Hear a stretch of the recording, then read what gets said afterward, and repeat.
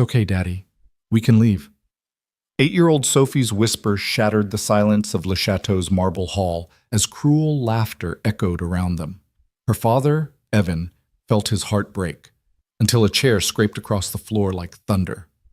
The billionaire CEO everyone feared had just stood up. What happened next would not only change one girl's birthday, but shake the foundations of an empire. Stay until the end and comment your city so I can see how far this story travels. The October rain had stopped just an hour before Evan Brooks pulled his 12-year-old Honda Civic into the parking lot of Le Chateau. Water still glistened on the asphalt under the glow of ornate street lamps that looked like they'd been imported from Paris. He sat for a moment, hands gripping the steering wheel, staring at the restaurant's golden facade through the windshield spotted with dried raindrops. "Daddy, is this it?" Sophie's voice came from the back seat, breathless with wonder. Evan looked in the rearview mirror at his daughter's face, round cheeks still holding on to the last softness of childhood, dark curls pulled back with the blue ribbon her mother had given her 2 years ago. The same ribbon she wore every single day, even though it was faded now, the edges frayed. Sophie pressed her nose against the window, eyes wide as she took in the restaurant that looked more like a palace than a place to eat dinner. "This is it, baby girl," Evan said, forcing brightness into his voice even as doubt twisted in his stomach. "Happy birthday." "It's so fancy," Sophie whispered, and Evan heard both excitement and uncertainty in those 3 words. He killed the engine and sat in the sudden silence, broken only by the distant hum of expensive cars gliding past on the boulevard.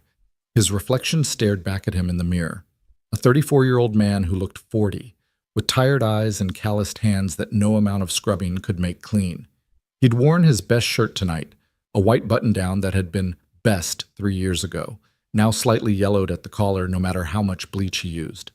His only pair of dress pants, bought for Emily's funeral, still fit but showed wear at the knees. 3 months. 3 months of double shifts at the construction site, of saying no to Sophie when she asked for new shoes, of eating ramen 6 nights a week so he could save every possible dollar. All for this one night. Also, his little girl could have a birthday that felt normal, that felt special, that might help her forget, even for just a few hours, that her mother wasn't here to see her turn 8. "Come on, princess," Evan said, stepping out into the cool evening air. The smell hit him immediately, expensive perfume, fresh flowers, and something he could only describe as wealth. It had a scent, he realized, something crisp and clean that made him acutely aware of his own body. The day's sweat still on him despite the shower he'd taken, the dirt that seemed permanently embedded under his fingernails. Sophie climbed out of the car, smoothing down her dress, a pale yellow thing they'd found at Goodwill last week. Evan had watched her face light up when she spotted it, watched her carefully check the price tag, then look at him with those big hazel eyes that were so much like Emily's it sometimes hurt to look at her. "Can we really afford it, Daddy?" she'd asked, even though it was only $8. Now that dress looked shabby against the backdrop of Le Chateau, where a doorman in an actual uniform, white gloves and everything, stood at attention by the entrance. But Sophie beamed in it, did a little twirl on the sidewalk, and that made it worth every penny. "You look beautiful," Evan said, taking her hand. Her fingers felt so small in his, so delicate. "Just like your mom." Sophie's smile faltered for just a second, that shadow passing over her face like it always did when they mentioned Emily. Then she squeezed his hand 3 times. Their secret code. The one Emily had started. "I love you." Evan squeezed back 3 times. They walked toward the entrance, and with each step, Evan felt more out of place. A couple emerged from the restaurant, the woman in a dress that probably cost more than his monthly rent, the man in a suit so perfectly tailored it looked like it had been painted on. They swept past without a glance, sliding into a waiting Mercedes. The doorman watched them approach, and Evan saw his expression shift. Subtle, but there. A slight tightening around the eyes, a faint downturn at the corners of his mouth.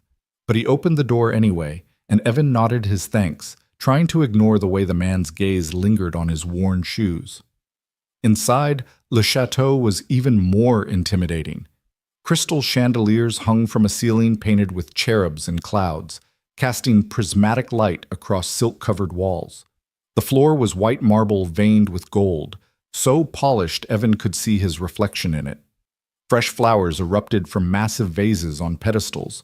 Not simple arrangements, but towering structures of roses, orchids, and flowers he couldn't even name.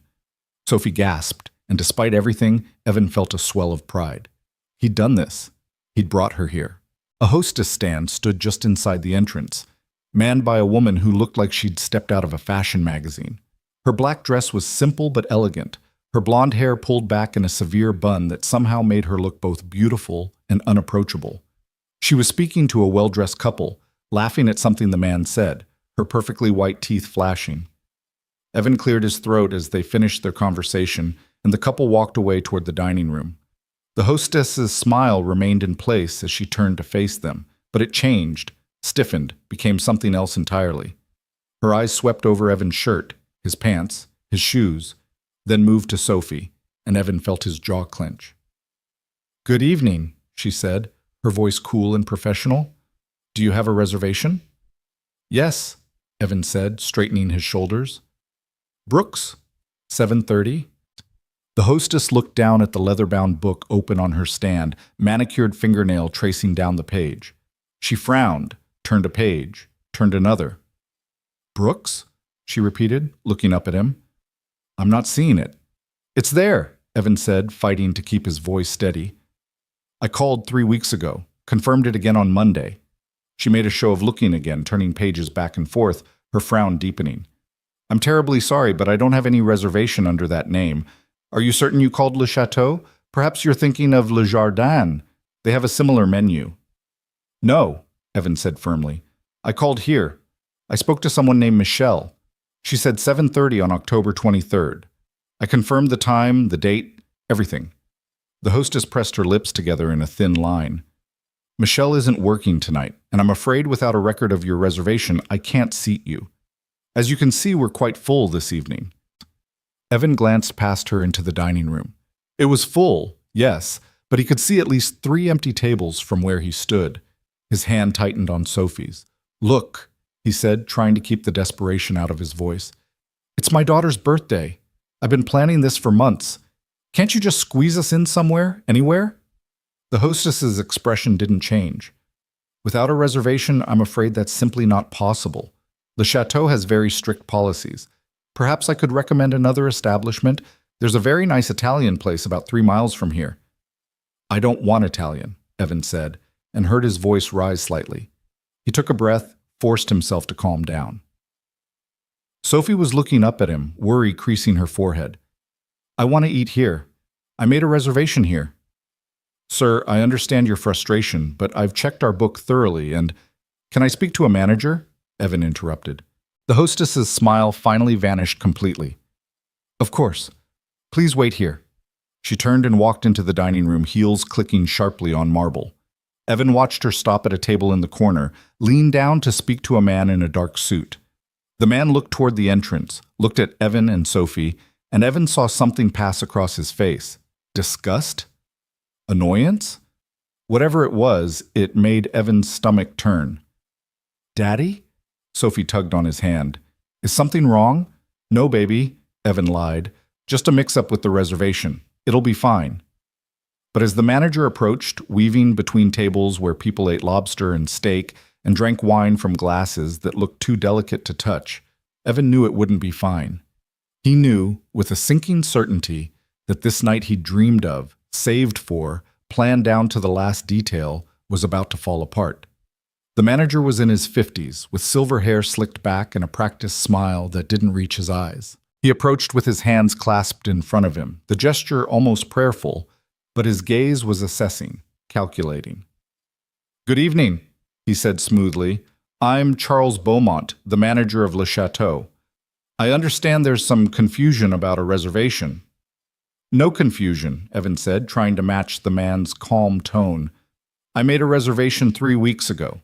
7:30 tonight under Brooks. Your hostess claims it's not in the system." Beaumont tilted his head sympathetically. "I do apologize, Mr. Brooks. Unfortunately, I've checked our records myself, and I'm not finding any reservation under that name. These things do happen sometimes. Perhaps there was a miscommunication during the booking process?" "There was no miscommunication," Evan said, feeling heat rise in his cheeks. I spoke to Michelle. I gave her my name, my phone number, the date, the time. She repeated everything back to me. I called again on Monday to confirm. This isn't a mistake. But Beaumont's smile became strained. I understand you feel that way, Mr. Brooks, but without any record of your reservation, I'm afraid I cannot accommodate you tonight. Le Chateau books up weeks in advance, and unfortunately, we're at full capacity this evening. You have empty tables, Evan said, gesturing toward the dining room. I can see at least 3 from here. Those tables are reserved for guests with later reservations, Beaumont replied smoothly. I really must insist. I drove an hour to get here, Evan said, his voice rising despite his efforts to control it. I saved for 3 months for this dinner. It's my daughter's 8th birthday, her first birthday since her mother died. I called and made a reservation, I confirmed it, and now you're telling me you can't seat us because of some computer error? For just a moment, something flickered in Beaumont's eyes, a hint of genuine discomfort. But it vanished as quickly as it appeared, replaced by cold professionalism. I'm very sorry for your loss, Mr. Brooks, and I sympathize with your situation. However, Le Chateau maintains certain standards. We have a dress code and atmosphere we must preserve for all our guests. I'm sure you understand. The words hung in the air like smoke. Standards, dress code, atmosphere. Translation: you don't belong here. Evan felt like he'd been slapped. Around them, conversations had begun to die down. People were turning in their seats, watching. A woman in diamonds whispered to her companion, lips barely moving. A man in a tailored suit smirked, shaking his head as if witnessing something mildly amusing. So that's what this is about, Evan said quietly. My clothes. My car in your parking lot. The way I look. Sir, I don't appreciate your implication. No, you don't appreciate me, Evan said, and now he wasn't trying to keep his voice down. You don't appreciate people like me in your fancy restaurant. Doesn't matter that I called ahead, that I've been planning this for months, that it's my daughter's birthday. What matters is that I'm wearing a shirt from Target instead of whatever designer brand you think belongs here. Beaumont's face had gone rigid. Mr. Brooks, I'm going to have to ask you to leave. You're causing a disturbance. I'm causing a disturbance? Evan laughed, but there was no humor in it. I'm just trying to buy my daughter dinner for her birthday. Daddy, Sophie whispered, pulling on his hand. Daddy, it's okay. Evan looked down at her, and his heart shattered. Her eyes were bright with unshed tears, her lower lip trembling. She wasn't looking at him, though. She was looking at all the people staring at them. A little girl who'd already lost so much, now being humiliated in front of a room full of strangers. There are plenty of other restaurants that would be more suitable for your family, Beaumont said, his voice dripping with false courtesy. I'm happy to provide some recommendations, but I really must insist that you leave. Now. More whispers rippled through the dining room. A woman with too much makeup giggled behind her hand. A man in wire-rimmed glasses shook his head in disapproval. At Evan. At them. Wrong place for people like them, someone said, not quite quietly enough. Can't just walk in anywhere these days, another voice agreed. Should have known better. Each comment was a knife, each stare a wound. Evan stood there, holding his daughter's hand, feeling smaller and more worthless than he'd felt since the day Emily died. All those double shifts, all that saving, all that hope. For this. For public humiliation. For teaching his daughter that the world would kick them when they were already down. Daddy, Sophie said again, and this time her voice broke on the word. It's okay, Daddy. We can leave. Those words, God, those words. They came out so small, so defeated, but trying so hard to be brave, trying to make him feel better, to give him permission to surrender, to accept that they didn't belong here. She was 8 years old, and she was trying to protect him. Evan felt tears burning behind his eyes. He looked at his daughter, his beautiful, kind, impossibly strong daughter who'd said goodbye to her mother 18 months ago and somehow kept getting up every morning, kept smiling, kept being the best thing in his entire world, and he knew he'd failed her. I'm sorry, baby, he whispered. I'm so sorry. He turned toward the door, Sophie's hand still clutched in his, and the crowd parted for them like they were diseased.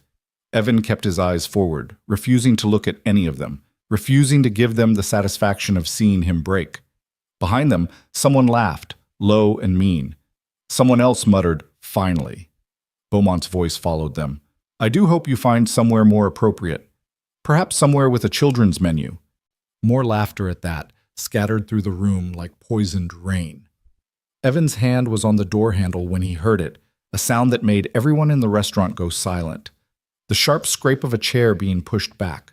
Hard, deliberate, loud enough to echo off the marble floor and silk walls like a gunshot. Evan turned, and so did everyone else.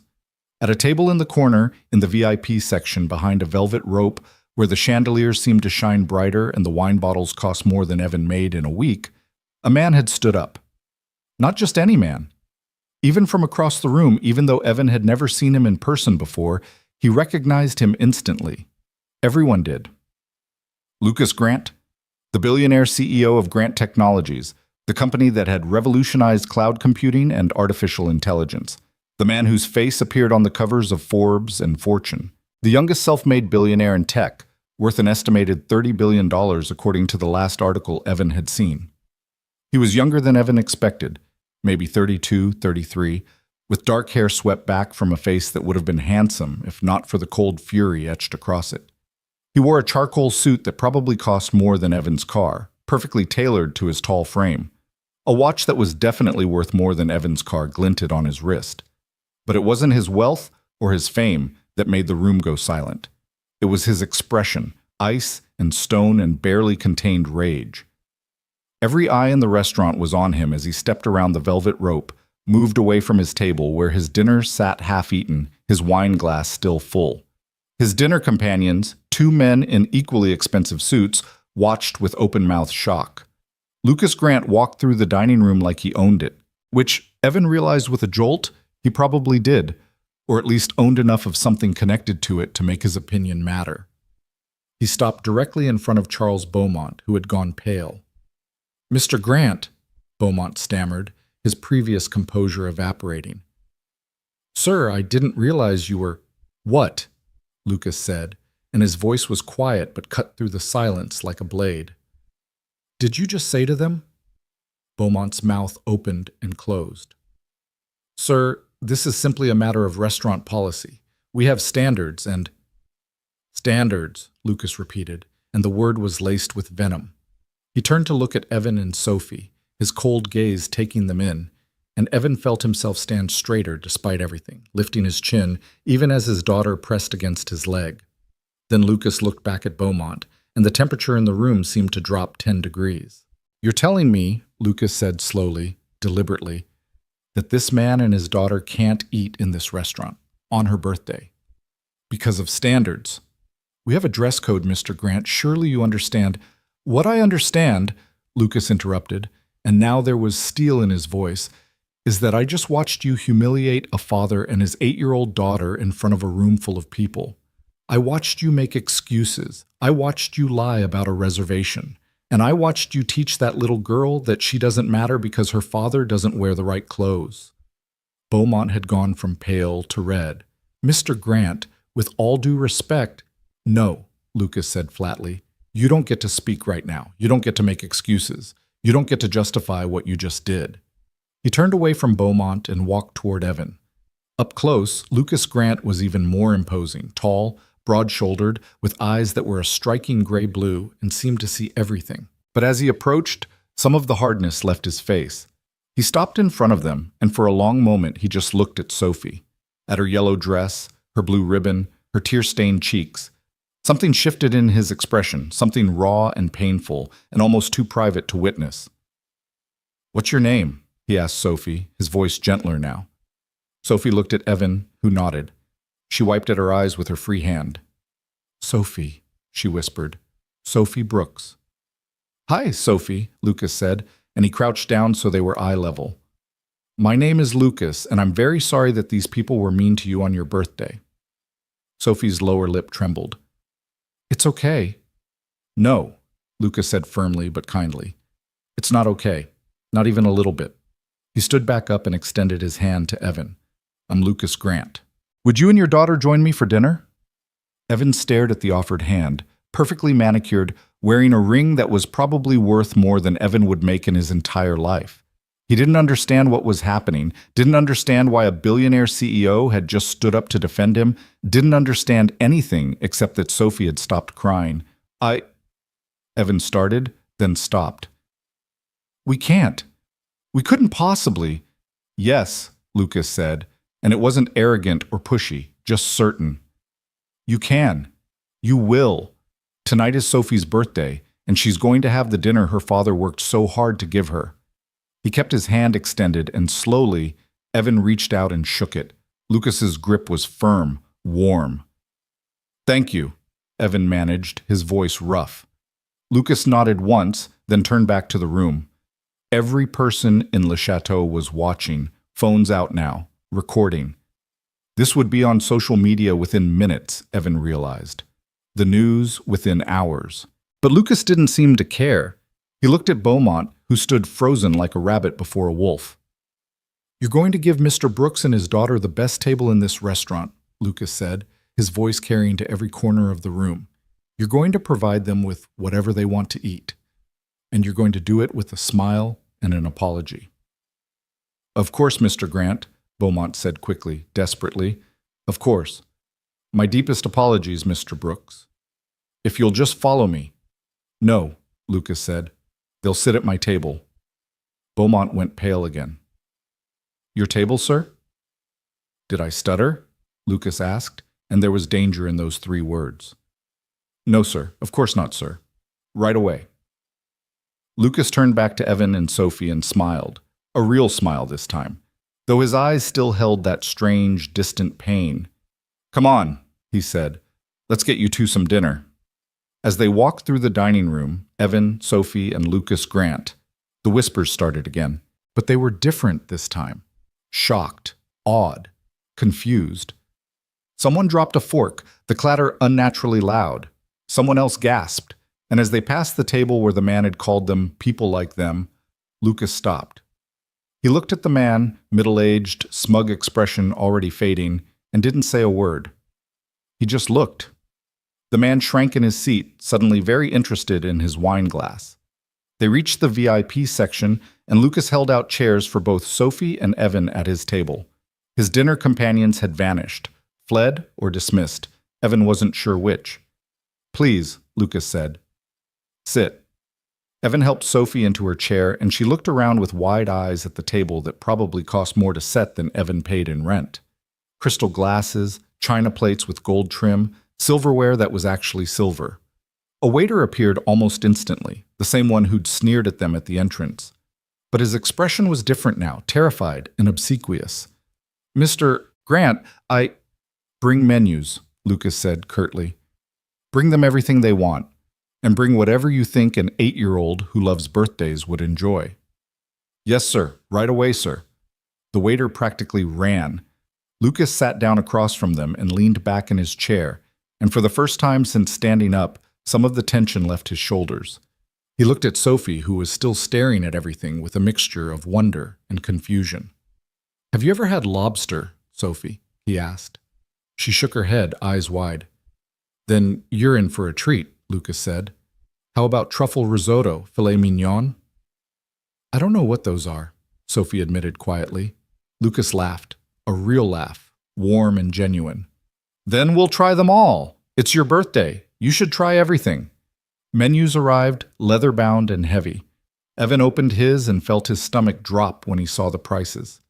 Even with 3 months of saving, he couldn't afford more than 1 or 2 items. Maybe. Lucas, Evan said quietly, we can't. Tonight's on me, Lucas said, and his tone left no room for argument. No arguments. This dinner was supposed to be Sophie's birthday present from her dad. Now it's her birthday present from both of us. Evan felt tears threaten again, but he blinked them back. Why are you doing this? Lucas was quiet for a long moment, his expression distant. When he spoke, his voice was soft, almost private despite the room full of people still watching them. Because 25 years ago, my mother took me to a restaurant like this. It was my birthday. I was 7. She'd saved for months, just like you, and they turned us away at the door. Told us we didn't belong there. My mother... He paused, swallowed hard. She held my hand and said the exact same thing your daughter just said. It's okay, son. We can leave. The pain in his voice was so raw, so real, that Evan felt it in his own chest. I'm sorry, Evan said, because what else could he say? Lucas shook his head. Don't be sorry. Just let me give Sophie the birthday I never got. Please. And how could Evan say no to that? So they stayed. They sat at Lucas Grant's table in the VIP section of Le Chateau, and they ordered lobster and truffle risotto and filet mignon. They ordered things Evan couldn't pronounce, and Sophie had never heard of. And slowly, as the food began to arrive, artfully plated, steam rising, smelling like heaven, Sophie's tears dried. She started to smile, started to ask questions. Is this really lobster? She asked, poking at the red shell on her plate. It is, Lucas said, showing her how to crack it open, how to dip the meat in butter. She tried it, her eyes going wide. It's so good. Better than chicken nuggets? Lucas asked, grinning. Way better, Sophie declared, and all three of them laughed. The dining room had returned to its normal volume, though Evan could feel eyes still on them occasionally, could hear whispers. But they were different now, curious rather than cruel, awed rather than angry. Between courses, Sophie peppered Lucas with questions. What was his favorite color? Blue. Did he have any pets? Not currently, but he'd had a dog named Scout growing up. What kind of car did he drive? Several, but his favorite was a vintage Mustang his mom had helped him restore when he was 16. Did you love your mommy?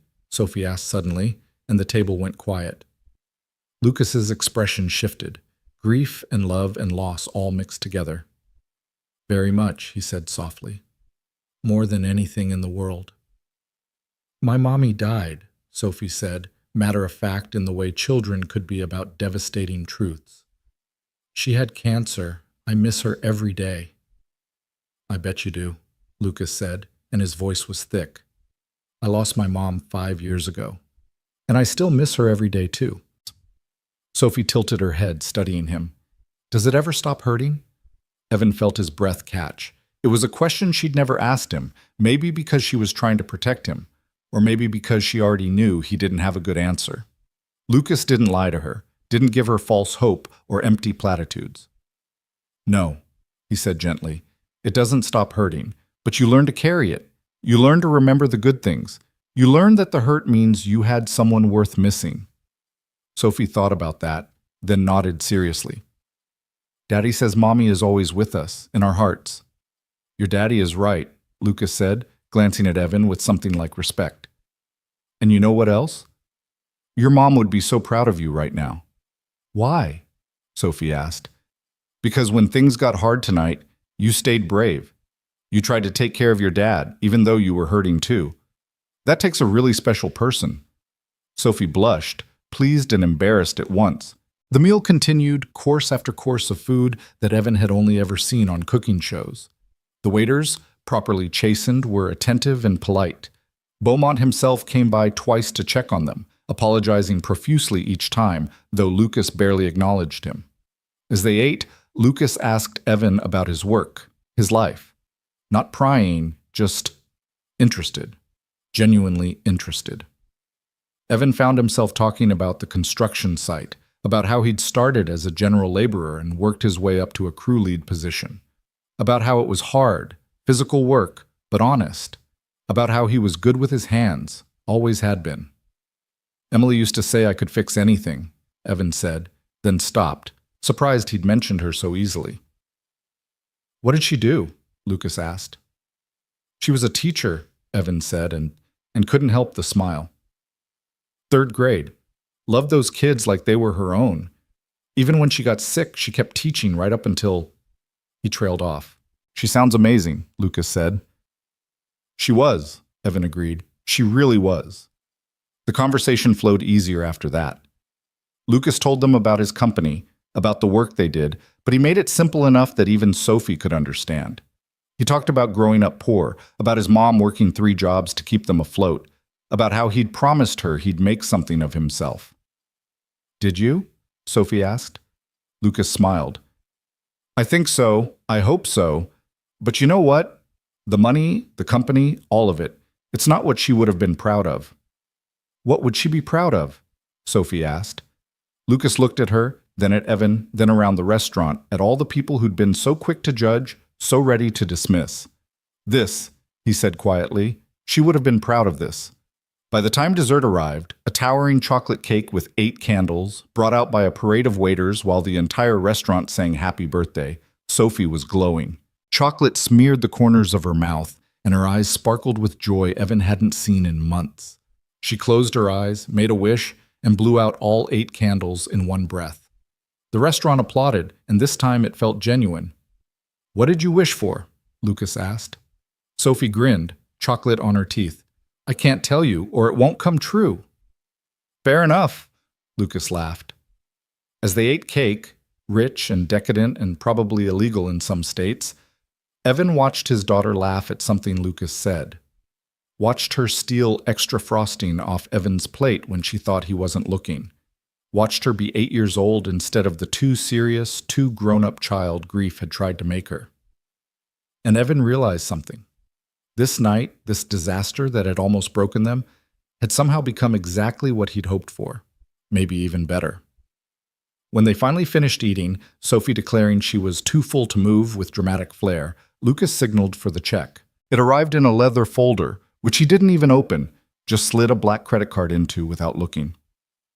"Thank you," Evan said, inadequate words for everything Lucas had done. "I don't know how to—" "Don't," Lucas said, holding up a hand. "You don't need to thank me. If anything, I should thank you." "For what?" Evan asked, confused. Lucas was quiet for a moment, his expression distant. "For reminding me why I built all of this in the first place. For reminding me what matters." The waiter returned with the receipt, and Lucas signed it without looking. Then he pulled something from his jacket pocket, a business card, cream-colored with simple black text. "This is my personal number," Lucas said, handing it to Evan.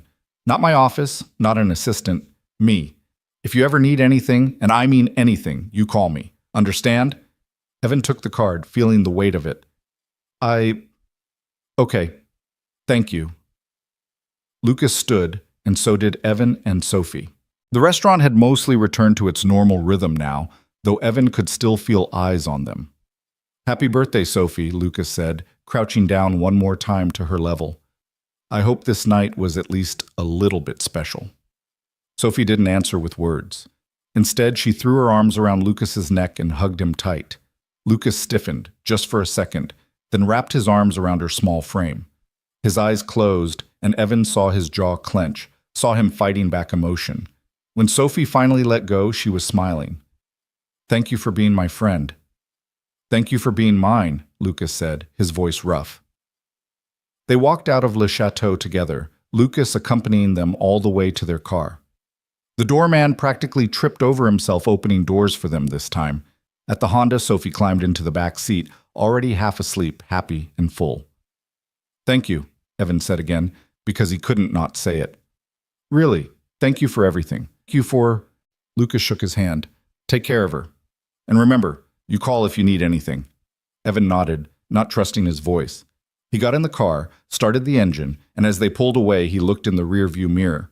Lucas Grant stood in the parking lot of Le Chateau, hands in his pockets, watching them leave. The billionaire CEO who'd saved Sophie's birthday, who'd stood up for them when no one else would, who'd somehow turned the worst night into the best one. "Daddy?" Sophie's sleepy voice came from the back seat. "Yeah, baby?" That was the best birthday ever. Evan felt tears, good ones this time, slide down his cheeks. "Yeah, princess." It really was. As they drove home through the October night, the city lights blurring past, Evan thought about what Lucas had said, about remembering what matters, about why he'd built his empire. And for the first time since Emily died, Evan felt something other than grief and exhaustion. He felt hope. Behind them, in the parking lot of Le Chateau, Lucas Grant stood alone in the darkness, watching the taillights of a 12-year-old Honda Civic disappear into traffic. His hands were trembling slightly, something they rarely did anymore, not even in board meetings worth billions or negotiations that could make or break his company. But tonight they shook, because Sophie's voice had unlocked something he'd kept buried for 25 years. "It's okay, son. We can leave. His mother's voice, as clear as if she were standing beside him. Lucas took a deep breath, pulled out his phone, and made a call. James? It's Lucas. I need you to find out who owns Le Chateau. I don't care what it costs. I want to buy it. By tomorrow. A pause while his lawyer asked questions. Why? Lucas repeated, looking back at the restaurant that had tried to break a little girl's heart. Because I'm about to make some changes. He ended the call and stood there a moment longer, thinking about the daughter who'd reminded him of himself, the father who'd fought for her, the mother he'd lost who would have loved them both. And for the first time in 5 years, since the day his mom had died, Lucas Grant felt like maybe, just maybe, he was finally doing something she'd truly be proud of. Lucas Grant didn't sleep that night. He sat in his penthouse office overlooking the city, the skyline glittering below him like scattered diamonds, and watched the sun rise over buildings he'd helped finance, over a city that had once chewed him up and spit him out when he was just a kid with holes in his shoes and big dreams. The memory played on repeat in his mind, not just tonight with Sophie and Evan, but that night 25 years ago. His 7th birthday. His mother, Maria, wearing her best dress, the navy one she saved for job interviews and parent-teacher conferences. She'd held his hand as they walked into Chez Laurent, a restaurant that was fancy but not quite as fancy as Le Chateau. More achievable, she'd thought. More within reach. Lucas remembered the hostess's face, pretty, young, her expression shifting from polite to cold in the space of a heartbeat, as she'd taken in his thrift store clothes, his mother's worn shoes, the nervousness radiating off them both. I'm sorry, but we're fully booked this evening. But I called, his mother had said, her voice steady, even though Lucas could feel her hand trembling in his. I made a reservation 3 weeks ago. Rodriguez, 6 o'clock. The hostess had barely glanced at her book. I don't see it. Perhaps you called the wrong restaurant. And his mother, who'd worked doubles at the diner, who'd taken on extra cleaning jobs, who'd saved every spare dollar for months just to give her son one special night.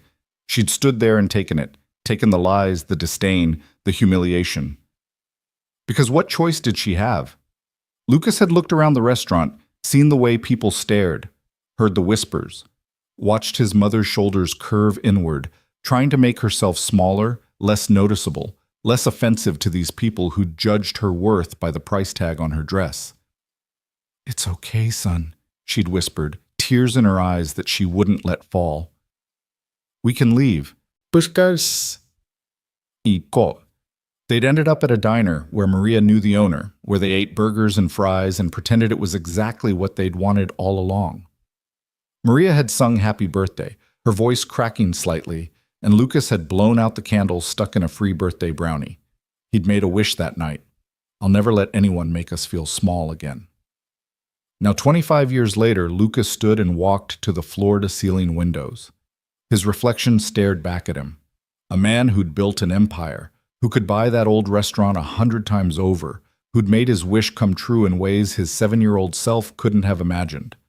But somewhere along the way, he'd forgotten why he'd wanted it. Forgotten that it wasn't about the money or the power. It was about making sure no one else ever had to hear their mother's voice break as she tried to pretend everything was okay. Until last night. Until Sophie Brooks looked up at her father with those tear-filled eyes and said those same words, and Lucas had felt something crack open inside his chest that he'd thought was sealed shut forever. His phone buzzed. James, his lawyer, always up at ungodly hours.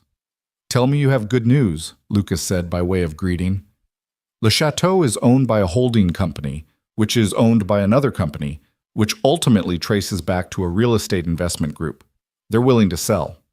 $22 million. Done, Lucas said without hesitation. Lucas, you should at least think about, I've thought about it. Draw up the papers. I want it finalized by end of business today. A pause on the line. What are you planning to do with a high-end restaurant? Lucas smiled, but there was no humor in it. Change it. He ended the call and made another one, this time to Sarah Chen, his director of operations, and one of the few people who'd been with him since the beginning, when Grant Technologies was just him and a laptop in a studio apartment. Sarah, I need you to clear my schedule for the next 3 days. Lucas, you have the board meeting on Wednesday, and the presentation for the Singapore investors. Reschedule them. Reschedule the board meeting? Sarah's voice rose slightly. Lucas, they've been planning this for 2 months. Then they can plan for 2 more months. Sarah, I need 3 days. Please. Something in his tone must have gotten through to her because she went quiet. When she spoke again, her voice was softer. Are you okay? Lucas looked out at the city waking up below him. I don't know, but I'm about to find out. By 8 in the morning, Lucas was standing outside a modest apartment building in a neighborhood where the paint peeled from window frames and children's toys littered the sidewalks. He'd had his assistant track down Evan's address. Not hard to do with the resources at his disposal, though he felt slightly guilty about the invasion of privacy. But he needed to do this. Needed to see them again. Needed to know that last night was real, and not just some fever dream brought on by too much wine and old memories. He knocked on apartment 3B, aware that he probably looked ridiculous in his tailored suit in this hallway where the carpet was worn thin and the fluorescent lights hummed and flickered. The door opened and Evan stood there in pajama pants and an old t-shirt, coffee mug in hand, eyes widening in shock. Lucas? Mr. Grant? How did you... Is this a bad time? Lucas asked. Evan stared at him for another moment, then stepped back. No, Come in, please. The apartment was small but clean, decorated with the kind of care that comes from having very little and making it count. Photos covered one wall. Evan and Emily's wedding, Sophie as a baby, a family portrait taken maybe a year before Emily got sick where they all looked so happy it hurt to see. A child's drawings were stuck to the refrigerator with magnets. A bookshelf held more children's books than adult ones. Sophie's still asleep, Evan said quietly, setting his coffee down. She was so excited last night she didn't crash until almost midnight, kept talking about the lobster and the cake, and... He trailed off, looking at Lucas with confusion and something that might have been worry. Why are you here? Lucas reached into his jacket and pulled out an envelope. Inside was the business card he'd given Evan last night, which Evan had clearly left in his other pants, and something else. A crayon drawing. Sophie gave me this last night when you were settling the bill, Lucas said, holding it up. The drawing was simple, the way children's art always was. 3 stick figures holding hands. One tall with dark hair labeled Lucas, one shorter labeled Daddy, and one small with a yellow triangle dress labeled Me. Above them, in careful capital letters, the man who made my daddy smile. Evan's breath caught. She drew that? When? While you were talking to the waiter about boxing up the cake. She was very serious about it, made me promise not to look until I got home. Lucas stared at the drawing, at those 3 stick figures, at the smile she'd drawn on the one representing her father, and he felt that crack in his chest widen. I've been sitting in my office all night looking at this, Lucas said quietly. Thinking about my mother. Thinking about that night 25 years ago. Thinking about all the years I spent building this company, making money, gaining power, and somehow forgetting why I wanted those things in the first place. He looked up at Evan, who was watching him with concern. Your daughter reminded me, Lucas continued. She reminded me what matters, what's worth fighting for, and His voice caught, and he had to pause, gather himself. I need to tell you what I'm going to do. Evan pulled out a chair at the small kitchen table. Sit, please. You want coffee? Yes, thank you. They sat at the table, 2 men from completely different worlds, while Lucas explained. He told Evan about buying Le Chateau, about his plans to transform it, about the foundation he'd started planning in those sleepless hours before dawn. I'm calling it the Lily Brooks Foundation, Lucas said, and Evan's head snapped up, tears instantly filling his eyes. If you'll let me, it will provide resources for single parents, housing assistance, healthcare, educational opportunities, childcare, everything I wished my mother had access to, everything you deserve. Lucas, I can't let you... Evan's voice broke. I'm not doing this for you, Lucas said gently.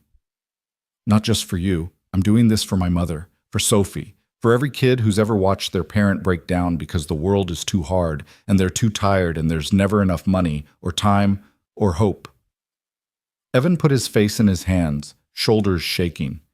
Lucas sat quietly, letting him cry, understanding that sometimes you needed to fall apart before you could accept help putting yourself back together. "Why us?" Evan finally asked, voice muffled. "Why did you help us?" Lucas thought about how to answer that. "Because Sophie said the exact words my mother said to me. Because I saw my 7-year-old self in her eyes. Because I'm 32 years old and worth $30 billion. And last night was the first time in 5 years that I felt like I was actually doing something meaningful with it." He pulled out another envelope, this one thicker. "This is a check. It's for you." "I can't accept your money," Evan said immediately, not even looking at it. "It's not charity," Lucas said. "Consider it payment for reminding me who I used to be, for giving me back something I lost when my mother died." "What's that?" "Purpose." They sat in silence for a moment, the morning sun streaming through the window, dust motes dancing in the light. Somewhere down the hall, a door opened and closed. A car alarm went off outside and was quickly silenced. "Daddy?" Sophie's voice came from the hallway, sleepy and confused. "Whose car is that outside?" She padded into the kitchen in princess pajamas, hair mussed from sleep, rubbing her eyes, and stopped short when she saw Lucas sitting at their table. "Lucas!" She shrieked and ran to him, throwing herself into his arms before either adult could stop her. Lucas caught her automatically, lifting her onto his lap, and for a moment he couldn't breathe. When was the last time someone had hugged him like this? With pure joy, no agenda, no wanting something from him? "What are you doing here?" Sophie demanded, beaming. "Did you come for breakfast? Daddy makes really good pancakes on weekends. They're not fancy like restaurant food, but they're yummy." "I bet they are," Lucas said, his voice thick. "But I actually came to give you something." He set her down gently and pulled out the drawing she'd given him. "I was hoping you'd sign this for me, so I can frame it and put it in my office." Sophie's eyes went wide. "Really? You want my drawing in your office?" "Really? It's the best thing anyone's given me in a very long time." She grabbed a crayon from a jar on the counter and carefully wrote her name at the bottom, Sophie, in block letters, some backwards, then drew a heart next to it. "There," she declared. "Now it's official." Lucas took the drawing back reverently, like it was worth more than the Picasso hanging in his penthouse, because to him, it was. "Thank you," he said seriously. "I'll treasure it." Sophie studied him for a moment, her head tilted. "Are you sad?" The question was so direct, so innocent, that Lucas didn't even think to lie. "A little bit, but in a good way. Does that make sense?" Sophie nodded sagely. "Like when you remember someone who's gone and it makes you happy and sad at the same time?" "Exactly like that." She reached out and patted his hand, the gesture so motherly and sweet it almost broke him. "That's okay. Daddy says it's okay to be sad sometimes. It means you loved someone a lot. Your daddy is a very smart man." They ended up having breakfast together, pancakes like Sophie promised, slightly burnt on the edges the way Lucas remembered his mother making them. They ate at the cramped kitchen table, Sophie chattering about school and her friends and a book she was reading about dragons. Evan was quiet, still processing, still struggling to accept what Lucas was offering. But Lucas saw something else in his eyes, too. Hope. Tentative, fragile, like a candle flame in wind. But there. After breakfast, Lucas stood to leave. He had a restaurant to restructure, a foundation to launch, a life to redirect towards something that mattered. "I'll be in touch," he told Evan at the door. "About the foundation. About everything. This isn't just some impulse, Evan. This is real." "I know," Evan said. "I'm starting to believe that." Sophie hugged Lucas goodbye, making him promise to visit again soon. "Maybe you can come to my school?" she suggested. "We have career day next month. You could tell everyone about being a billionaire." Lucas laughed. "I'd be honored." As he walked back to his car, he heard Sophie's voice through the open window. "Daddy, I think Lucas is our angel, like Mommy sent him to help us." Lucas stopped, his hand on the car door, and closed his eyes. When he opened them, they were wet. The next 72 hours were a whirlwind. Lucas Grant, who'd built a tech empire on ruthless efficiency and calculated risks, threw himself into this new project with an intensity that alarmed his staff and fascinated the media. First, Le Chateau.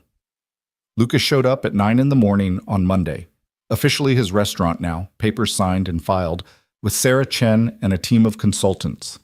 Charles Beaumont stood in the entrance, pale and nervous, clearly having spent the weekend calculating his unemployment prospects. "Mr. Grant," Beaumont began, his voice steady despite his obvious fear. "I want to apologize for Friday night. I made a terrible error in judgment and—" "Yes," Lucas interrupted. "You did. You humiliated a father and daughter on her birthday. You enforced arbitrary rules designed to exclude people based on appearance. You forgot that every person who walks through that door is someone's child, someone's parent, someone who matters." Beaumont's face had gone from pale to gray. "Sir, I understand if you want to terminate my employment." "I don't." Beaumont blinked. "Sir?" "I don't want to fire you," Lucas repeated.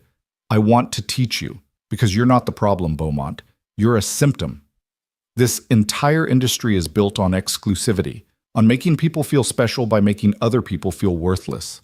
And I'm going to change that, starting here. But I need people who understand what we did wrong, who can help make sure it never happens again." He stepped closer to Beaumont, who was now visibly confused. "You're going to help me rebuild this place," Lucas said. "You're going to help me create something different. A restaurant where everyone is welcome, where dignity matters more than dress codes, where we judge people by their character, not their credit cards. Can you do that?"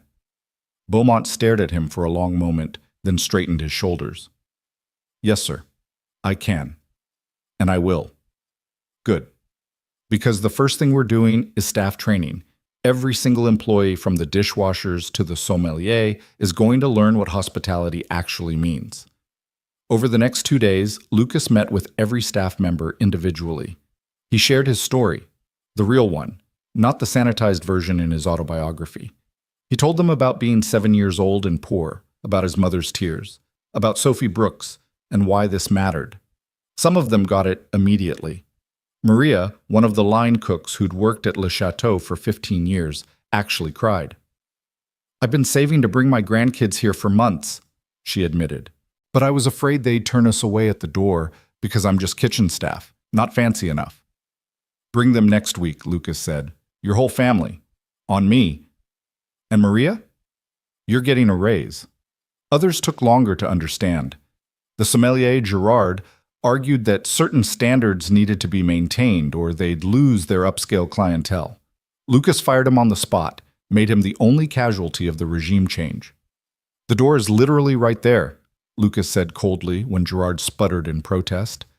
"And good luck finding another job after I personally call every high-end restaurant in the city to tell them why you're available." The message was clear: adapt or leave. By Wednesday, the transformation was underway. Lucas brought in diversity consultants, hospitality experts, people who understood that true luxury wasn't about exclusion, but inclusion. The dress code was abolished. The menu was expanded to include more affordable options alongside the haute cuisine. A community night was established. Every Monday, families who couldn't otherwise afford it could eat at Le Chateau at cost. No questions asked, no judgment allowed. But the restaurant was just the beginning. The real work was the foundation. Lucas assembled a team in a conference room at Grant Technologies headquarters. Sarah Chen was there, along with lawyers, financial advisors, nonprofit experts, and 2 people he'd specifically recruited. Dr. Jennifer Walsh, a social worker who specialized in supporting single-parent families, and Marcus Thompson, who'd grown up in poverty and now ran one of the most successful community outreach programs in the state. "This is the Lily Brooks Foundation," Lucas began, standing at the head of the table with Sophie's drawing projected on the screen behind him. "Named after a woman I never met, whose daughter reminded me why I built this company in the first place." He outlined his vision: comprehensive support for single parents, particularly those living at or below the poverty line. Housing assistance to prevent homelessness. Healthcare access including mental health services. Educational opportunities for both parents and children. Childcare subsidies. Job training and placement. Legal aid for custody issues and domestic situations. Emergency financial assistance for unexpected crises.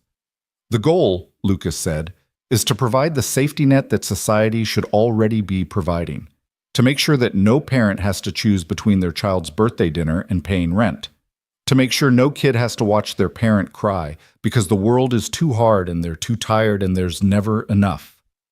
Dr. Walsh raised her hand. This is ambitious, beautiful, but ambitious. The infrastructure alone. I'm funding the first 3 years entirely myself, Lucas interrupted. $200 million. After that, we'll have established enough credibility to bring in other donors, corporate sponsors, government grants.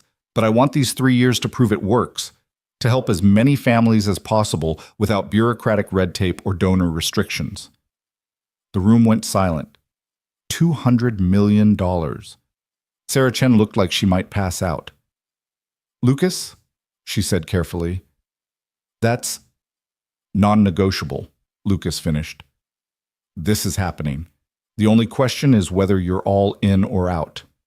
Marcus Thompson leaned forward, a slow smile spreading across his face. I'm in. Hell, I'm all in. Do you know how many families we can help with those resources? Thousands, Lucas said. Tens of thousands, if we're smart about it. That's why I need the best people on this team. People who understand what it's like, what's actually needed versus what sounds good in a press release. He clicked to the next slide. A photo he'd found in public records, a news article from 15 years ago. A woman in a diner uniform, holding a trophy at some community service award ceremony.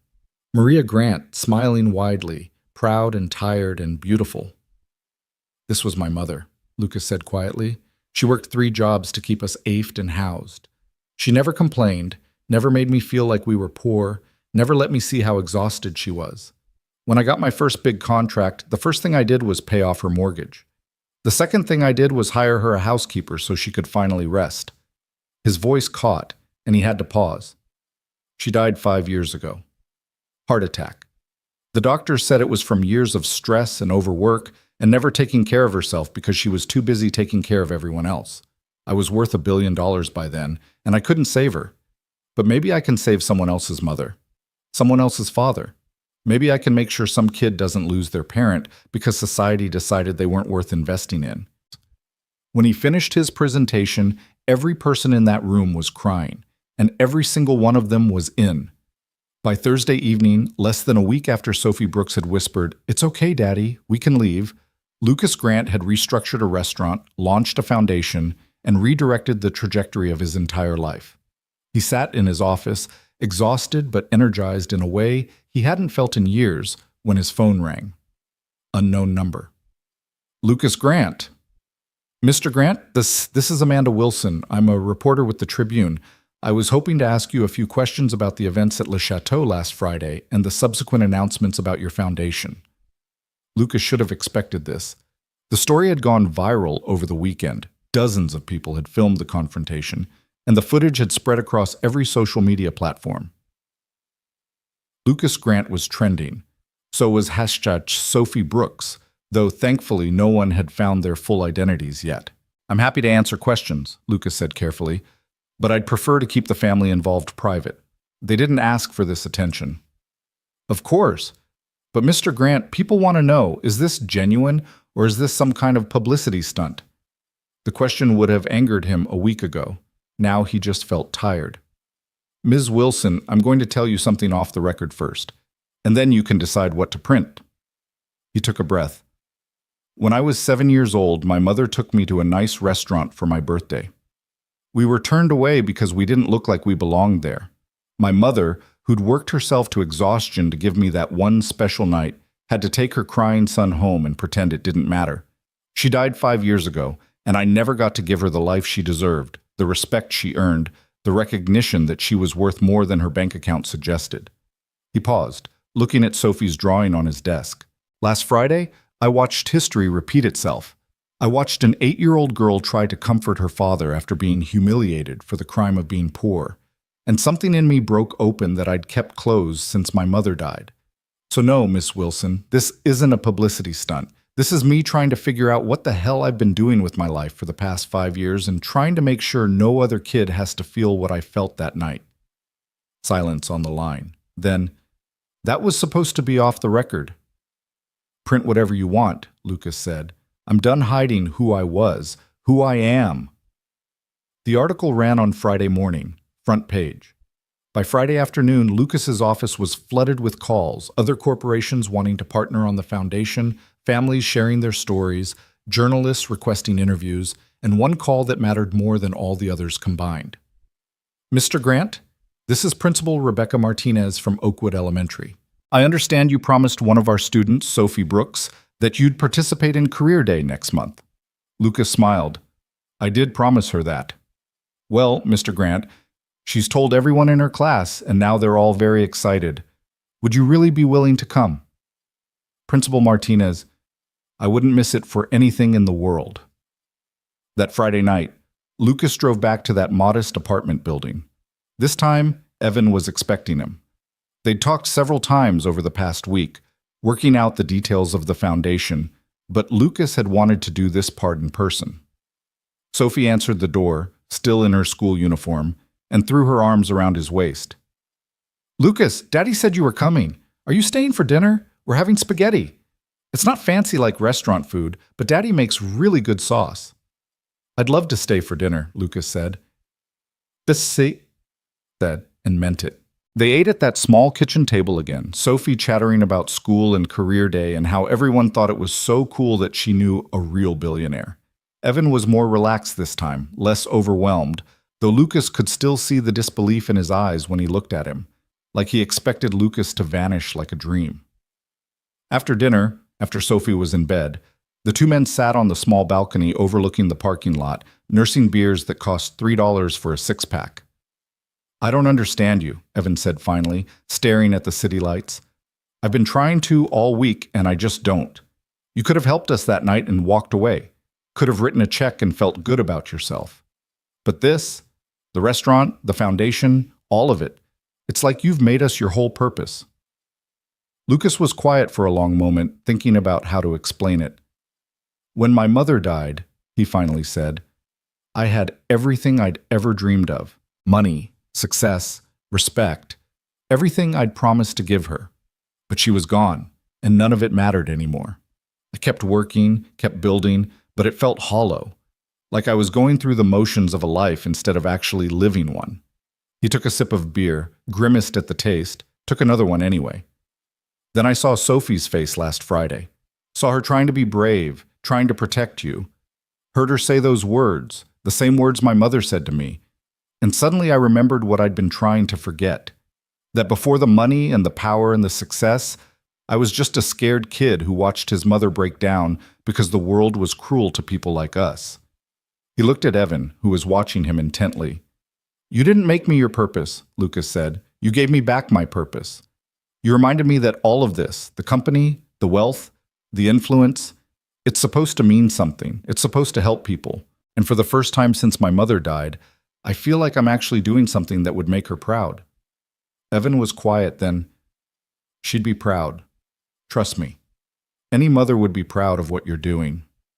They sat in comfortable silence for a while, two men from different worlds who'd somehow found common ground in grief and hope, and a little girl who'd said 5 words that changed everything. "Lucas," Evan said eventually, "thank you for all of it, for seeing us, for caring, for giving Sophie a birthday she'll never forget." "Thank you," Lucas replied, "for reminding me who I used to be, who I want to be again." As Lucas drove home that night, his phone buzzed with another message. This one from Sarah Chen. "Foundation paperwork filed. We're officially operational. You did it." Lucas pulled over, hands shaking slightly, and stared at the message. He'd built a billion-dollar company, negotiated deals worth hundreds of millions, spoken at conferences in front of thousands.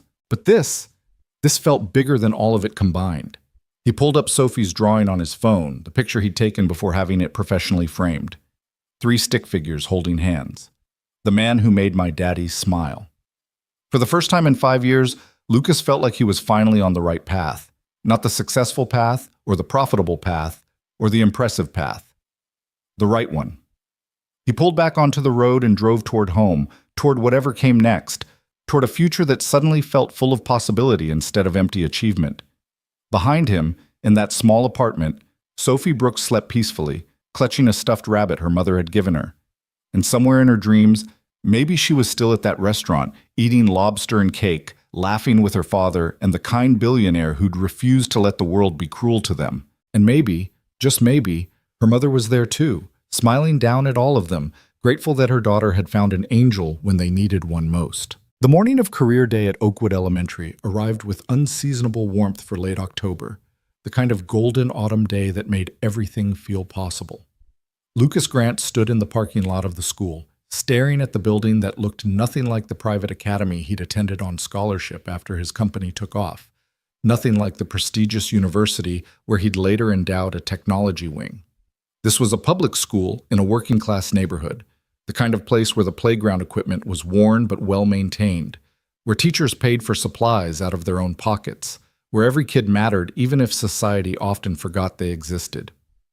His driver had looked confused when Lucas insisted on driving himself this morning, even more confused when Lucas had chosen his vintage Mustang over the usual town car. But this wasn't a business meeting. This was a promise to an 8-year-old girl, and somehow that felt more important than any board presentation he'd ever given. Principal Martinez met him at the entrance, a warm-faced woman in her 50s with kind eyes and an air of competent authority that reminded Lucas of his mother. She extended her hand with a smile that reached her eyes, genuine rather than the practiced charm he usually encountered. "Mr. Grant, thank you so much for coming. Sophie has been talking about this nonstop for 2 weeks. I think she's told every student, teacher, and janitor in this building that you're coming today." Lucas felt his chest tighten with an emotion he was still learning to name. I wouldn't have missed it. They walked through hallways decorated with student artwork and motivational posters, past classrooms where children's voices rose in chorus and laughter. Lucas found himself slowing down, taking it in, remembering what it felt like to be small in a world that seemed so big, to believe that anything was possible if you just worked hard enough. "I have to admit," Principal Martinez said as they walked, "when Sophie first mentioned you were coming, I thought perhaps she'd misunderstood. Or that maybe you'd made a polite promise you didn't intend to keep. We don't often get billionaire CEOs at our career days." "Then maybe more billionaire CEOs need to remember where they came from," Lucas said quietly. She gave him an appraising look, like she was seeing something she hadn't expected. "Sophie told me what you did, at the restaurant. It's been all over the news, but she told me her version, about how you made her daddy smile again for the first time in a long time." Lucas stopped walking. "She said that?" "She did. She also said you're her angel, sent by her mother to help them." Principal Martinez's eyes were soft now. "I've been in education for 27 years, Mr. Grant. I've seen a lot of kids go through a lot of hard things. Sophie Brooks has been carrying grief that no 8-year-old should have to carry, but the past 2 weeks there's been light in her eyes again. Hope. You did that." "I just bought her dinner," Lucas said, uncomfortable with the credit. "No," Principal Martinez corrected gently. "You saw her. You acknowledged her worth when the world tried to tell her she had none. That's not just anything. That's everything." They arrived at Mrs. Patterson's 3rd grade classroom, and through the window in the door, Lucas could see Sophie sitting at her desk in the front row, practically vibrating with excitement. She was wearing a yellow dress, not the Goodwill one from her birthday, but a new one that Evan had sheepishly mentioned buying with part of the check Lucas had forced on him, and that same faded blue ribbon in her hair. The moment Sophie spotted him through the window, her face transformed. She jumped out of her seat, pointing, and Lucas heard her voice through the door. "He's here! I told you he was coming. That's him. That's Lucas." Principal Martinez chuckled. "I think that's your cue." Lucas took a deep breath and entered the classroom. 23 third graders immediately erupted into chaos, all talking at once, craning their necks to see him. Mrs. Patterson, a young teacher who couldn't have been more than 26, looked both excited and overwhelmed as she tried to restore order. Class, please. Remember what we talked about?" But Sophie was already out of her seat, running to Lucas and throwing her arms around him with the unselfconscious affection of childhood. Lucas caught her automatically, lifting her off the ground for just a moment before setting her back down. "You came," she breathed, beaming up at him. "I knew you'd come, but Tommy Martinez said you probably wouldn't because you're too important and busy. But I said you promised, and you always keep your promises. And you did. You're here." "Of course I'm here," Lucas said, crouching down to her level. "I promised, didn't I?" Sophie nodded vigorously, then grabbed his hand and dragged him toward the front of the classroom. "Come on, you have to meet everyone. This is my best friend Emma, and that's Tyler who's really good at math, and that's Jamie who has the best snacks, and Sophie, Mrs. Patterson said gently, fighting a smile. Maybe let Mr. Grant catch his breath? It's okay, Lucas said, letting Sophie pull him around the room, meeting each child with the same attention and respect he'd give to any business associate. Because wasn't that what his mother had taught him? That every person deserved dignity, regardless of age or status or circumstance? Finally, Mrs. Patterson managed to get everyone seated again, and Lucas found himself standing at the front of the classroom with 23 pairs of eyes fixed on him with varying degrees of awe, curiosity, and skepticism. Class, this is Mr. Lucas Grant, Mrs. Patterson began. He's the CEO of Grant Technologies and Sophie's special guest for Career Day. Mr. Grant, the floor is yours. Lucas looked at the children, some with new clothes and expensive backpacks, others with hand-me-downs and shoes that were slightly too small. Some confident and eager, others shy and uncertain. All of them full of potential, full of dreams, full of the possibility to become anything they wanted if the world would just give them a chance. He thought about the speech he'd prepared, the sanitized version of his success story designed for young ears. Then he thought about his mother, about Sophie's words at the restaurant, about what these kids actually needed to hear. How many of you like stories? He asked instead. Every hand shot up. Good, because I'm going to tell you a story about a boy named Lucas, and it's not always a happy story, but it's a true one. He pulled over Mrs. Patterson's desk chair and sat down, making himself smaller, more approachable. Sophie was watching him with rapt attention, as were the other children, and Lucas felt something settle in his chest, a rightness he hadn't felt in years. When Lucas was about your age, maybe a little younger, he lived with just his mom in a small apartment. His dad had left before he was born, so it was just the two of them. And his mom worked really, really hard. She had 3 jobs to make sure they had enough money for food and rent and all the things they needed. A girl in the second row raised her hand tentatively. What kind of jobs? She worked at a diner during the day, serving food to people. Then she cleaned offices at night. And on weekends, she did people's laundry and ironing. She was always tired, but she never complained. She always told Lucas that hard work was something to be proud of, no matter what kind of work it was. He saw some of the children nodding, recognizing their own lives in his story. One day, for Lucas's 7th birthday, his mom told him they were going to go somewhere special. She'd been saving money for months, putting aside a little bit from each paycheck, and she wanted to take him to a fancy restaurant. Lucas was so excited.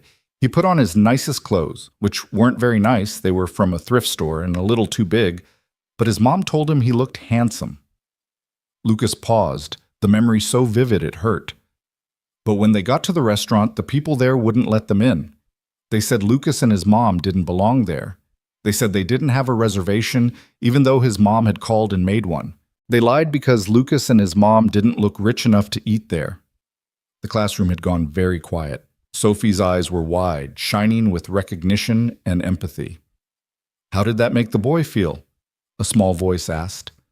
Lucas looked at the child who'd spoken, a boy with glasses held together with tape, wearing a shirt that had been washed so many times the color had faded to almost nothing.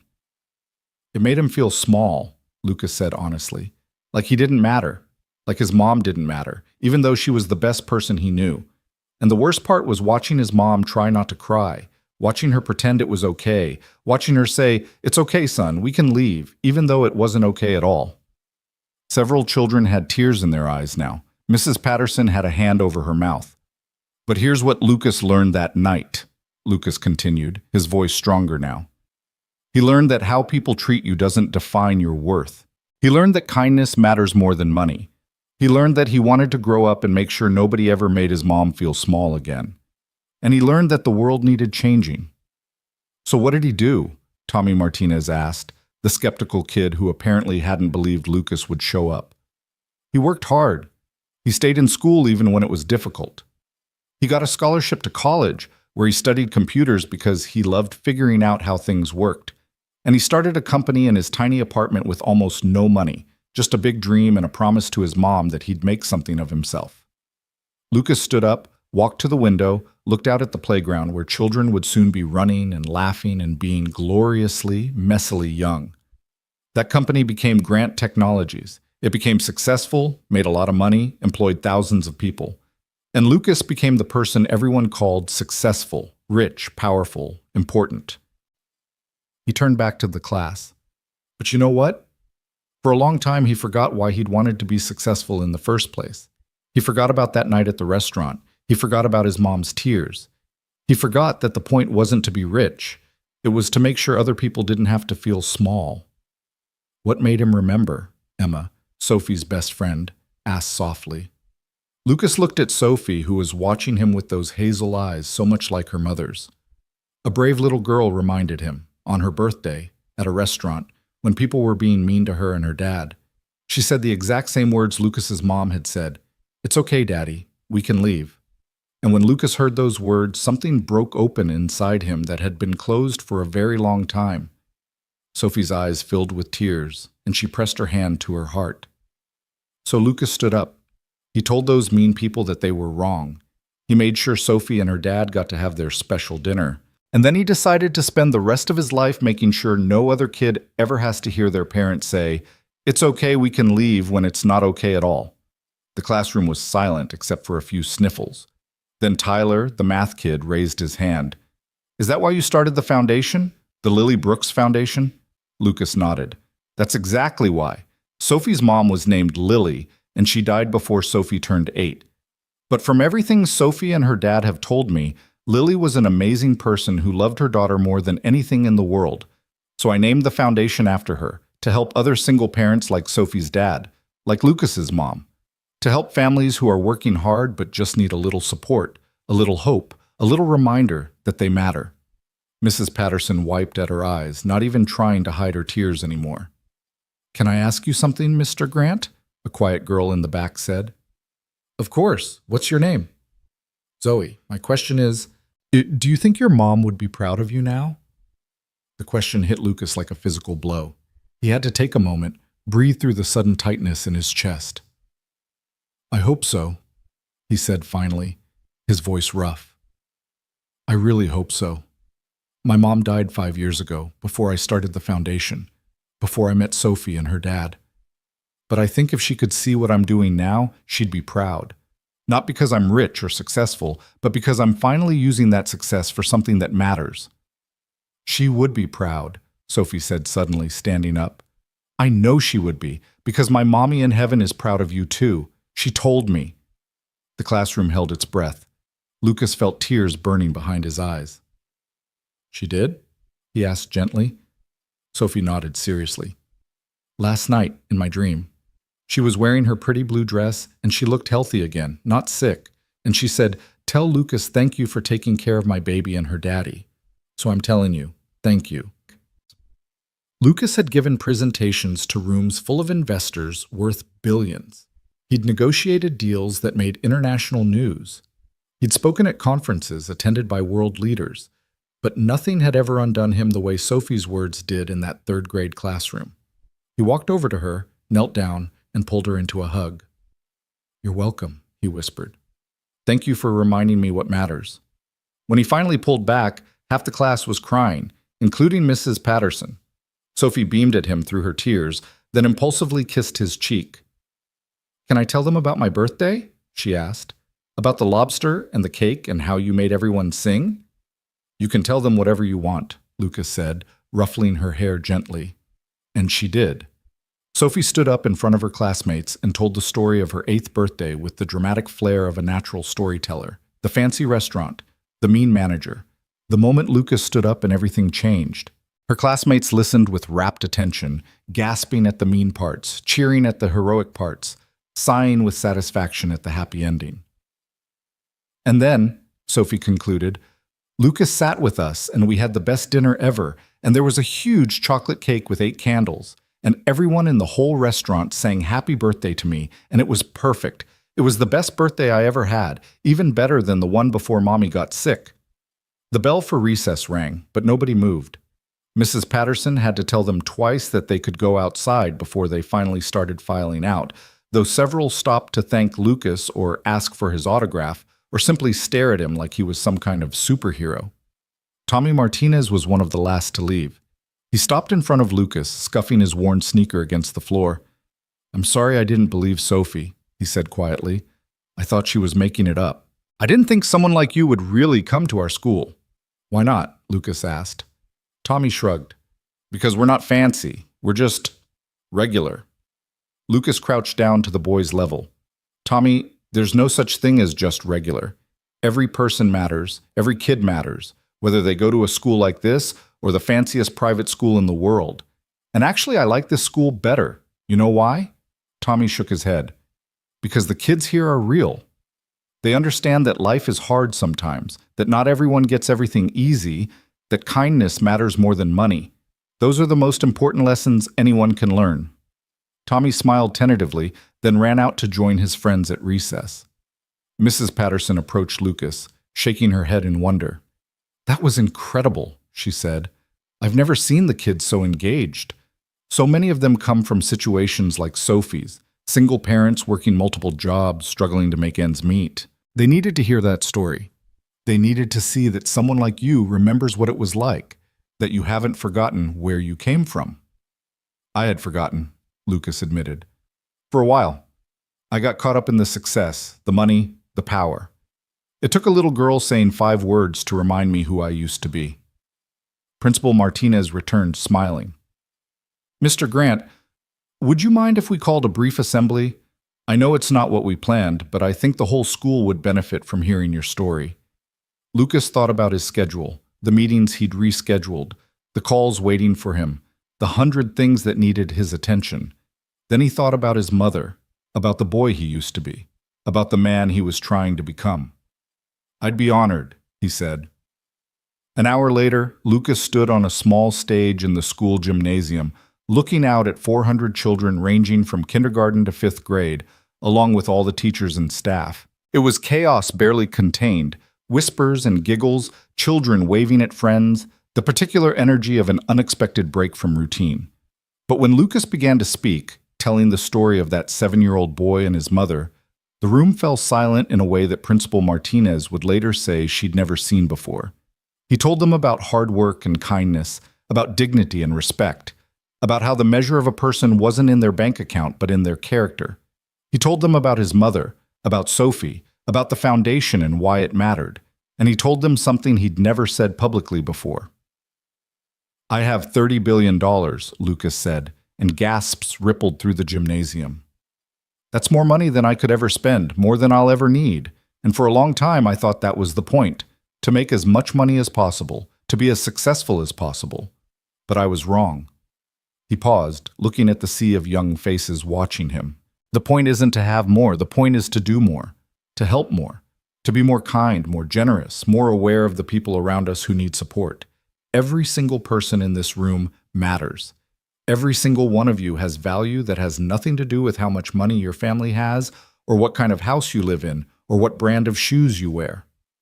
A small kindergartner in the front row raised her hand. "Mr. Grant, are you a superhero?" The question was so earnest, so innocent, that Lucas felt his throat tighten. He crouched down, meeting her eyes. "No, sweetheart. I'm just a person who got reminded that being kind is more important than being rich. But you know what? Every one of you can be a superhero. Every time you're kind to someone who's sad, every time you stand up for someone being treated unfairly, every time you help someone who needs it, that's being a superhero."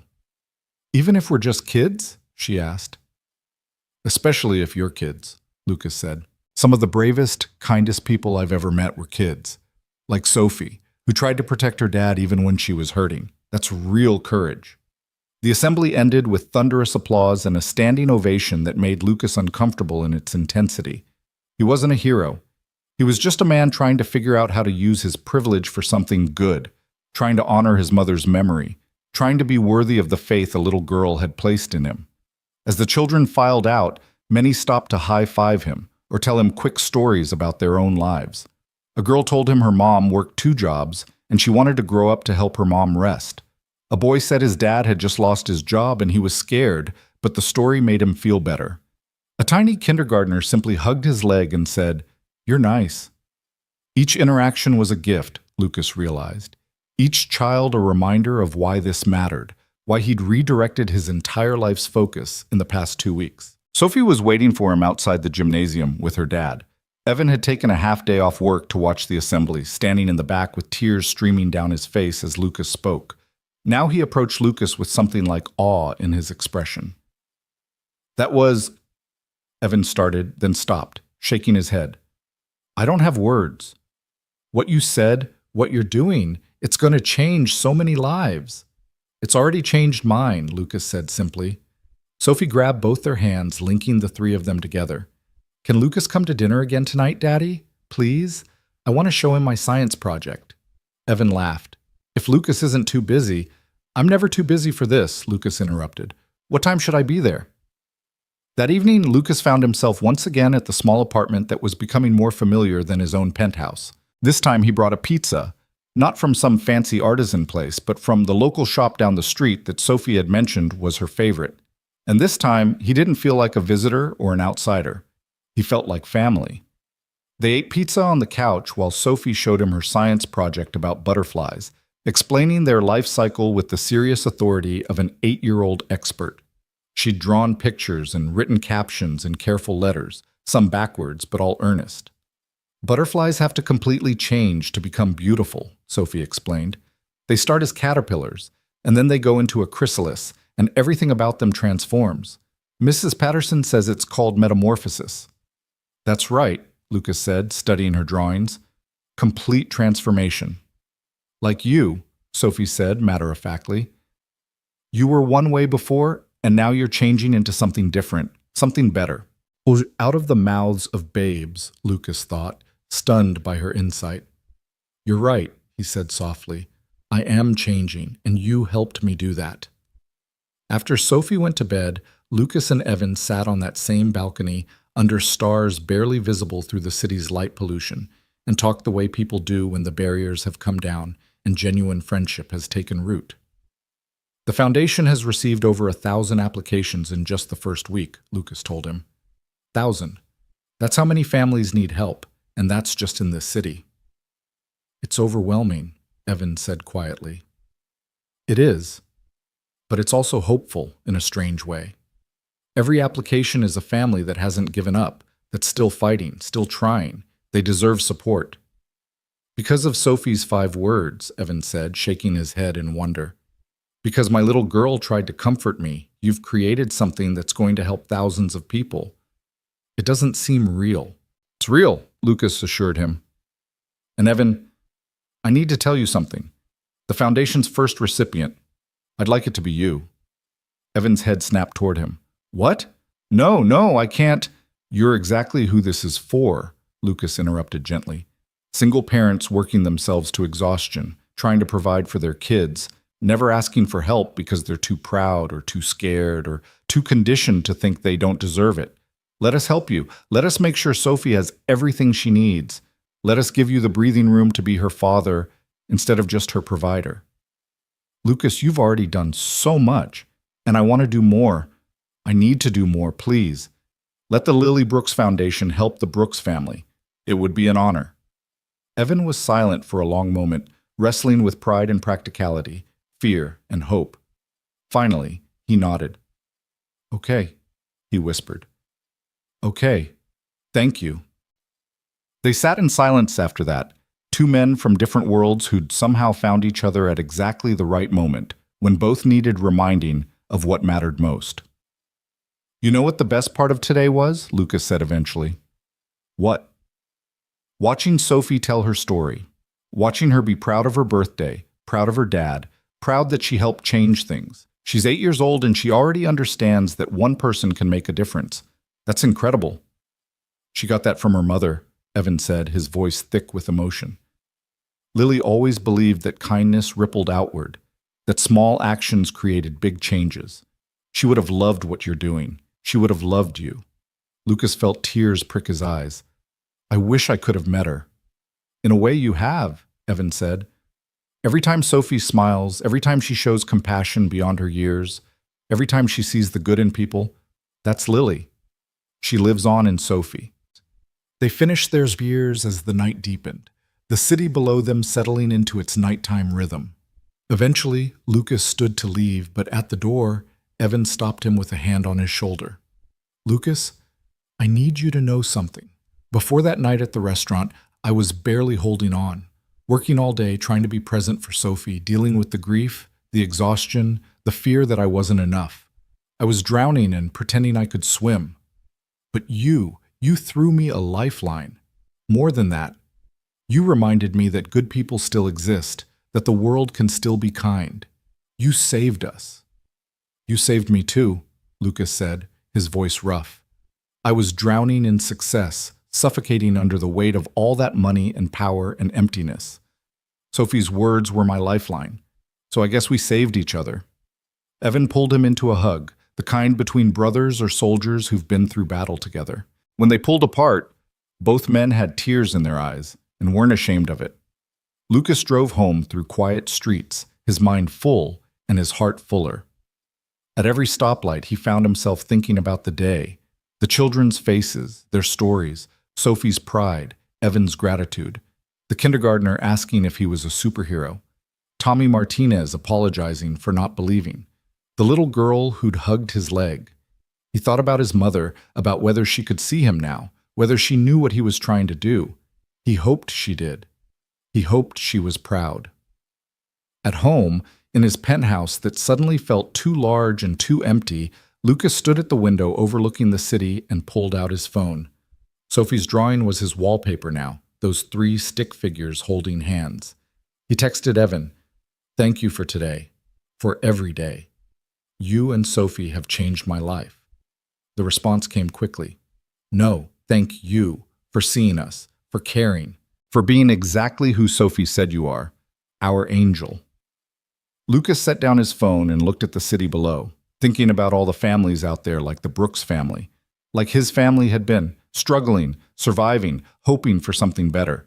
He couldn't save them all, but he could try. He could build something that mattered, create systems that supported instead of excluded, use his privilege to lift others up instead of pushing them down. It wasn't redemption, exactly. His mother was still gone, and no amount of money or philanthropy would bring her back. But it was purpose. It was meaning. It was the life she'd wanted for him.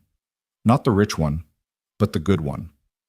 And as Lucas finally went to bed that night, for the first time in 5 years, he slept peacefully. No nightmares about his mother's death. No anxiety about whether he was doing enough, being enough. Just peace. And the knowledge that tomorrow he'd wake up and keep trying to be worthy of a little girl's faith, a father's gratitude, and a mother's memory. 3 stick figures holding hands.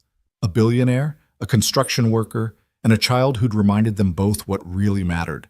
The man who made my daddy smile. That was worth more than $30 billion. That was worth everything. 3 months passed like water through fingers, quick and precious and impossible to hold on to. Winter settled over the city with the kind of cold that made people hurry from building to car, heads down against the wind, missing the small miracles happening around them. But Lucas Grant wasn't missing anything anymore. He'd become a man who noticed things. The way ice crystals formed on windows, the sound of children's laughter in the snow, the quiet dignity of people trudging to work in the pre-dawn darkness. The Lily Brooks Foundation had exploded beyond even his most optimistic projections. What started as a promise to one family had become a lifeline for hundreds. The first recipients had been carefully selected by Dr. Walsh and her team, single parents on the edge of eviction, families choosing between medicine and food, children sleeping in cars while their parents worked overnight shifts. Each story broke Lucas's heart and rebuilt it stronger, more determined, more alive than it had been in years. Le Chateau had undergone its own transformation. The restaurant still served the same exquisite food, still maintained its elegant atmosphere, but something fundamental had shifted. Now, on Monday nights, families who'd never dreamed of eating somewhere so beautiful sat at tables beside business executives and celebrities, all treated with identical respect and warmth. Charles Beaumont, the manager who'd once sneered at Evan and Sophie, had become the program's fiercest advocate, personally greeting each family and ensuring their experience was perfect. "This is what hospitality actually means," he'd told Lucas one Monday evening, watching a single mother and her 3 children try escargot for the first time, their faces cycling through skepticism to surprise to delight. I spent 20 years in this industry thinking it was about exclusivity. I was wrong. It's about dignity. But it was the small moments that Lucas treasured most. The text messages from Evan about Sophie's latest accomplishment at school. The drawing she made for him, now covering an entire wall in his office. The Wednesday night dinners that had become tradition, where he'd show up at their apartment with takeout or groceries and they'd cook together. Sophie perched on a stool narrating her day while Lucas chopped vegetables and Evan stirred pots on the stove. He'd become part of their family and they'd become part of his. It was strange and wonderful and occasionally terrifying, this feeling of belonging to something beyond himself, of mattering to people for reasons that had nothing to do with his bank account or business acumen. On a Tuesday morning in early December, Lucas sat in his office reviewing foundation applications when Sarah Chen knocked on his door, her expression unreadable. "Come in," he called, and she entered with a tablet in hand, her usual efficiency tempered by something softer. "I need to show you something," she said, pulling up a video. "This went viral last night. 20 million views and counting." Lucas took the tablet, and his breath caught. It was security footage from Le Chateau, black and white but clear. The timestamp showed Monday evening, the community night. The video had been edited and set to music, something soaring and emotional that made his throat tight even before the images fully registered. It showed a little girl, maybe 6, in a dress that was clearly her Sunday best, walking into the restaurant holding her father's hand. Both of them looked nervous, overwhelmed, like they couldn't quite believe they were allowed to be there. The hostess greeted them warmly, led them to a table. The father's face when he saw the menu, saw that everything was included, no charge. Lucas watched the man's composure crack, watched him cover his face with his hands while his daughter patted his arm. The video cut to them eating, the girl's wonder at each course, the father's tears that kept coming no matter how hard he tried to stop them. Then it showed other families, an elderly woman with her grandson, a young mother with twins, a teenager dining alone with his foster parent, all of them experiencing something they'd never thought possible. The final shot was Charles Beaumont kneeling beside the first little girl's table, presenting her with a birthday cake they'd made special, even though it wasn't a scheduled birthday dinner. The entire restaurant sang, and the girl's face glowed with joy so pure it hurt to witness. Text appeared over the final image, the Lily Brooks Foundation in Le Chateau, where everyone belongs. This is what kindness looks like. Lucas's hands were shaking when he handed the tablet back to Sarah. "Who made this?" "One of our waiters posted it on his personal account, and it exploded overnight." Lucas, the response, "We've received 5,000 new foundation applications in the past 12 hours, and 300 other restaurants have reached out asking how they can replicate the program." Lucas stood and walked to the window, needing a moment to process. 5,000 families, 300 restaurants, all because someone had filmed ordinary kindness and the world had responded with hunger for more of it. "There's something else," Sarah said quietly. "The media wants interviews. Everyone from local news to national morning shows. They want to know about you, about the foundation, about the family that started all of this." Lucas turned sharply. "No, absolutely not. The Brooks family stays private. I won't exploit them for publicity." "I figured you'd say that. But Lucas, people want to understand this. They want to know how one dinner transformed into a movement. You could inspire—" "I don't want to inspire people," Lucas interrupted, then stopped, hearing how that sounded. "I mean, I do, but not like this. Not by turning Sophie and Evan into some kind of story. They're real people who've been through hell. They deserve their privacy." Sarah nodded, understanding as she always did. "What if we controlled the narrative? What if you did one interview, told the story your way, and made it clear that the Brooks family is off limits? Use the platform to talk about the foundation, about why this matters." Lucas considered this, thinking about his mother, about what she'd want. Maria Grant had never sought attention, had worked her 3 jobs in quiet dignity, had raised her son to believe that good deeds were their own reward. But she'd also believed in speaking truth, in using whatever influence you had to help others. "One interview," he said finally, "but I choose who, when, and what we discuss. And the moment they try to exploit Sophie or Evan, it's over." The interview was scheduled for the following week with Janet Morrison, a journalist known for her empathetic approach and integrity. She met Lucas at Le Chateau on a Tuesday afternoon when the restaurant was closed, just the two of them and a small camera crew. Janet was in her 50s, with silver-streaked hair and eyes that had seen enough of the world to be skeptical but not cynical. She shook Lucas's hand firmly, then looked around the restaurant with appreciation. "It's beautiful," she said, "but different than I expected. Less intimidating." "That's intentional," Lucas replied. "We wanted it to feel elegant but welcoming, like somewhere you'd want to celebrate the best night of your life, regardless of who you are or where you come from." They sat at a table in the corner, the same table where Lucas had sat with Sophie and Evan that first night. He'd requested it specifically, wanting the physical reminder of why he was doing this. Janet declined coffee, pulled out her notes, then set them aside and looked at Lucas directly. "Before we start recording, I want you to know something. I grew up poor. Single mother, 3 kids, more nights than I can count when dinner was whatever we could cobble together from the food bank. I know what it's like to be invisible to people with money, to be treated like you don't matter because your clothes are wrong or your shoes have holes." Lucas met her eyes, saw the truth there. "Then you understand why this matters." "I do. Which is why I promise you, this interview will be respectful. No gotcha questions, no exploitation, no manufactured drama, just truth. Can you give me that in return?" "Yes," Lucas said. "I can." The cameras rolled and Janet opened with a question he hadn't expected. "Lucas Grant, when did you first realize you'd lost yourself?" He blinked, thrown off balance by her directness. But maybe that was exactly what this needed. Not the polished corporate Lucas, but the real one, still figuring things out. 5 years ago, he said slowly, when my mother died. I was worth billions by then, had everything I'd ever dreamed of, everything I'd promised to give her. But she was gone, and suddenly all of it felt meaningless. I kept working, kept building the company, but I was going through the motions, successful but empty. What changed?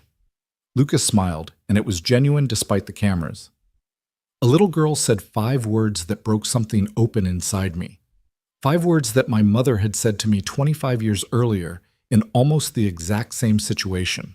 And I realized I'd forgotten the most important thing, why I'd wanted success in the first place. Not for the money or the power, but to make sure nobody else had to feel small the way we did. He told the story then, all of it.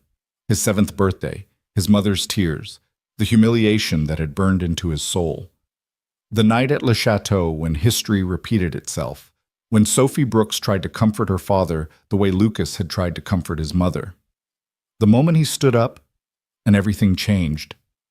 I saw myself in her, Lucas said, his voice thick with emotion. Saw my mother in her father. Saw a chance to do what nobody did for us that night. To stand up and say, this is wrong, this matters, you matter. Janet leaned forward slightly. Tell me about the foundation. Why name it after Lily Brooks? Because she's who this is really for, Lucas said. The parents working themselves to death to provide for their kids. The mothers and fathers making impossible choices between rent and food, medicine and utilities. The people who never ask for help because they've been conditioned to believe they don't deserve it. He talked about the foundation's mission, the families they'd helped, the ripple effects he was seeing. A mother who'd been able to quit her 3rd job and actually attend her son's basketball games. A father who'd afforded the medicine his daughter needed for her asthma. A family who'd avoided eviction and was now stable, thriving, the kids' grades improving because they weren't worried about where they'd sleep. Each story is a life changed, Lucas said. Each family we help is a kid who can focus on being a kid instead of worrying about adult problems. That's worth more than any business deal I've ever made. You've donated $200 million to fund this, Janet said. That's not charity, that's transformation. What do you say to people who call this a publicity stunt? Lucas's jaw tightened, then relaxed. I'd say they're entitled to their opinion, and I'd ask them to volunteer at a food bank, or a homeless shelter, or anywhere they can see firsthand what poverty actually looks like. It's not about deserving or not deserving. It's about systems that are broken, and people who are struggling despite working harder than most of us can imagine. If they still think it's a publicity stunt after that, then we have different definitions of what matters in life. They talked for over an hour. Janet asking thoughtful questions that pushed Lucas to articulate things he'd barely admitted to himself. About the loneliness of success, about survivor's guilt when his company thrived while others failed, about the weight of having resources that could literally save lives, and the responsibility that came with that. Near the end, Janet asked the question Lucas had been dreading. "Will you tell me about Sophie Brooks?" "No," Lucas said firmly but not unkindly. "Sophie and her father have been through enough. They don't need media attention or strangers analyzing their grief or their circumstances. What I will tell you is that Sophie is one of the bravest, kindest, most remarkable children I've ever met. She lost her mother at 6 years old, and instead of letting that break her, she uses it to fuel compassion. She sees people who are hurting, and she helps them, even when she's hurting too." His voice cracked slightly. That night at the restaurant, she could have been angry or embarrassed. Instead, she tried to protect her father. She gave him permission to leave with dignity. That's courage. That's grace. That's everything I hope this foundation can help preserve in kids who've been through too much. "She changed your life," Janet said softly. "She saved my life," Lucas corrected. "She reminded me who I was before the money, before the success, before I forgot that kindness matters more than anything else. And if this interview, this foundation, this movement, if any of it inspires even one person to stand up for someone being treated unfairly, then it's all worth it." The interview aired 2 days later, and the response was overwhelming. The foundation's website crashed from traffic. Donations poured in, not just from wealthy philanthropists, but from regular people giving $5, $10, $20 because they wanted to be part of something good. Other CEOs announced similar initiatives. Teachers showed the interview in classrooms as a lesson in character. But Lucas barely noticed any of it, because that same day, something far more important happened. He was in a meeting with Dr. Walsh reviewing applications when his phone rang, Evan's name on the screen. Lucas excused himself and answered immediately, his heart rate picking up because Evan never called during work hours. "Lucas," Evan's voice was shaking. Can you come to the hospital? It's Sophie, Lucas didn't hear the rest. He was already running for the elevator, keys in hand telling Sarah to clear his schedule, his mind racing through possibilities, each one worse than the last. Not Sophie, please, not Sophie. He made the 20-minute drive in 12, parked illegally, and sprinted through the emergency room entrance. Evan was in the waiting area, still in his work clothes, covered in concrete dust, his face a mask of terror. "What happened?" Lucas demanded, grabbing Evan's shoulders. "Is she okay?" "She collapsed at school," Evan said, his voice breaking. "Just fell over during recess. They said she hit her head pretty hard, and they're running tests, and Lucas, what if it's like Emily? What if—" "Don't," Lucas said firmly, pulling Evan into a fierce hug. "Don't go there yet. Sophie is strong. She's going to be fine." But his own heart was pounding with fear, and he found himself bargaining with a God he hadn't spoken to in years. Take anything, the money, the company, the success. Just let Sophie be okay. They waited for 2 hours that felt like 20. Lucas sat beside Evan in uncomfortable plastic chairs, holding his hand the way you'd hold a brother's, both of them too scared to speak much, too desperate for good news to tolerate small talk. Finally, a doctor emerged, a kind-faced woman in her 40s. "Mr. Brooks?" Evan was on his feet instantly. "How is she?" "Is she—" "Sophie is going to be fine," the doctor said, and both men sagged with relief so profound it was physical. "She has a mild concussion from the fall, and we want to keep her overnight for observation, but all her tests came back normal, no signs of anything serious." "Can I see her?" Evan asked desperately. "Of course, she's been asking for you. And for someone named Lucas?" Lucas felt his throat close up. "That's me." The doctor smiled. "She's very insistent that you both be there. Come on." Sophie was in a pediatric room decorated with cheerful murals of cartoon animals, sitting up in bed with a bandage on her forehead and an IV in her small arm. She looked pale and tired, but when she saw them, her face lit up. "Daddy? Lucas!" She tried to sit up straighter and winced. "Easy, princess," Evan said, rushing to her side and taking her hand gently. "Don't move too fast." "I'm okay," Sophie insisted. "I just got dizzy and fell. I'm sorry I scared you." You never have to apologize for that, Evan said, tears streaming down his face. Never. I'm just so glad you're okay. Sophie looked past him to Lucas, who stood frozen in the doorway, overwhelmed by the relief and terror still coursing through him. Lucas, why are you crying? He hadn't realized he was. He touched his face, felt the wetness there, and couldn't even bring himself to be embarrassed about it. Because I was scared, he admitted, moving to the other side of her bed. Because you're important to me, Sophie. Because the thought of something happening to you. His voice broke. Sophie reached out her hand, the one without the IV, and Lucas took it carefully. Her fingers were so small in his, so fragile, and the thought that he'd almost lost her, that Evan had almost lost her. I'm okay, Sophie repeated, squeezing his hand. See? I'm tough, like Daddy says. You are tough, Lucas agreed, his voice rough. The toughest kid I know. They stayed with her while she ate bland hospital food and complained about the taste, while she flipped through channels on the TV and provided commentary on every show, while nurses came and went checking her vitals and charting information.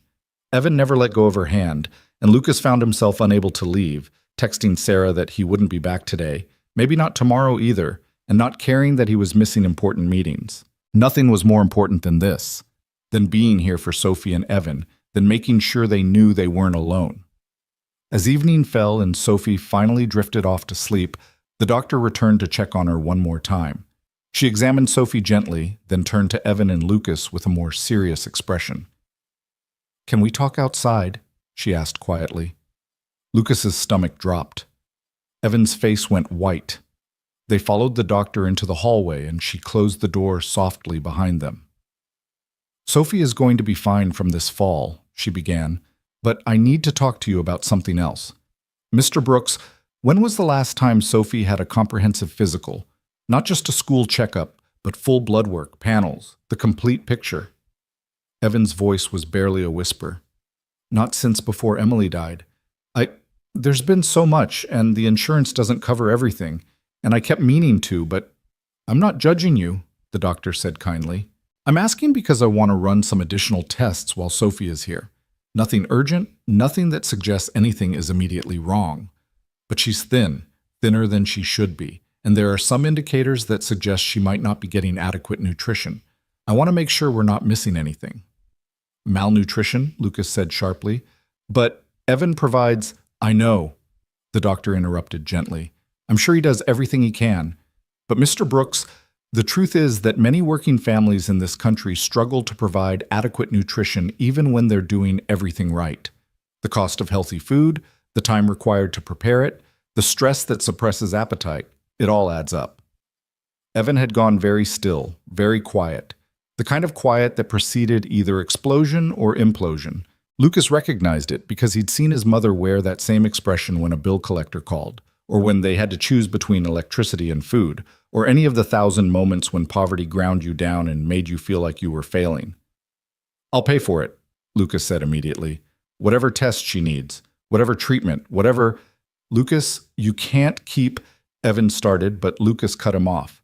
Yes, I can. I can, and I will. This is exactly what the foundation is for, Evan. This is exactly why it exists. He turned to the doctor. Run every test. Do a complete workup. Money is not a factor here. The doctor nodded.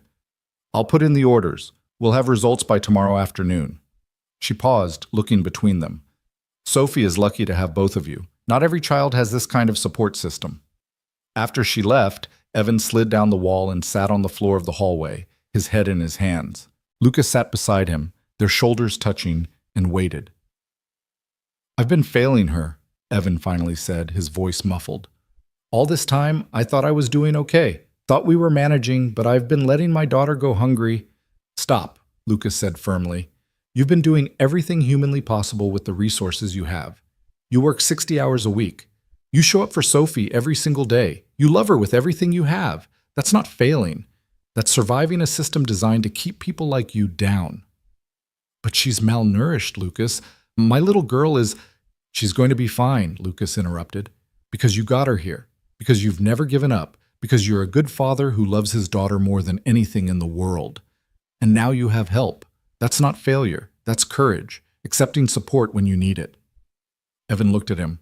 eyes red and exhausted. How did I get so lucky? How did Sophie saying 5 words lead to you, to all of this? I think your wife had something to do with it, Lucas said softly. Sophie thinks so. And honestly, I'm starting to believe it too. They sat there for a long time, 2 men who'd become brothers through circumstance and choice, holding each other up the way people do when life gets too heavy to carry alone. The next morning brought better news than either of them had dared hope for. Sophie's tests showed mild nutritional deficiencies, iron, vitamin D, a few others, but nothing severe, nothing permanent, nothing that couldn't be corrected with proper diet and supplements. The relief was so profound that Evan actually laughed, the sound startled out of him by sheer gratitude. Dr. Walsh arrived at the hospital that afternoon with a care package she'd assembled: grocery gift cards, meal planning resources, nutrition guides, and a personal referral to a nutritionist covered by the foundation. She sat with Evan for an hour, discussing strategies and support, making sure he understood this wasn't his fault, that he wasn't alone anymore.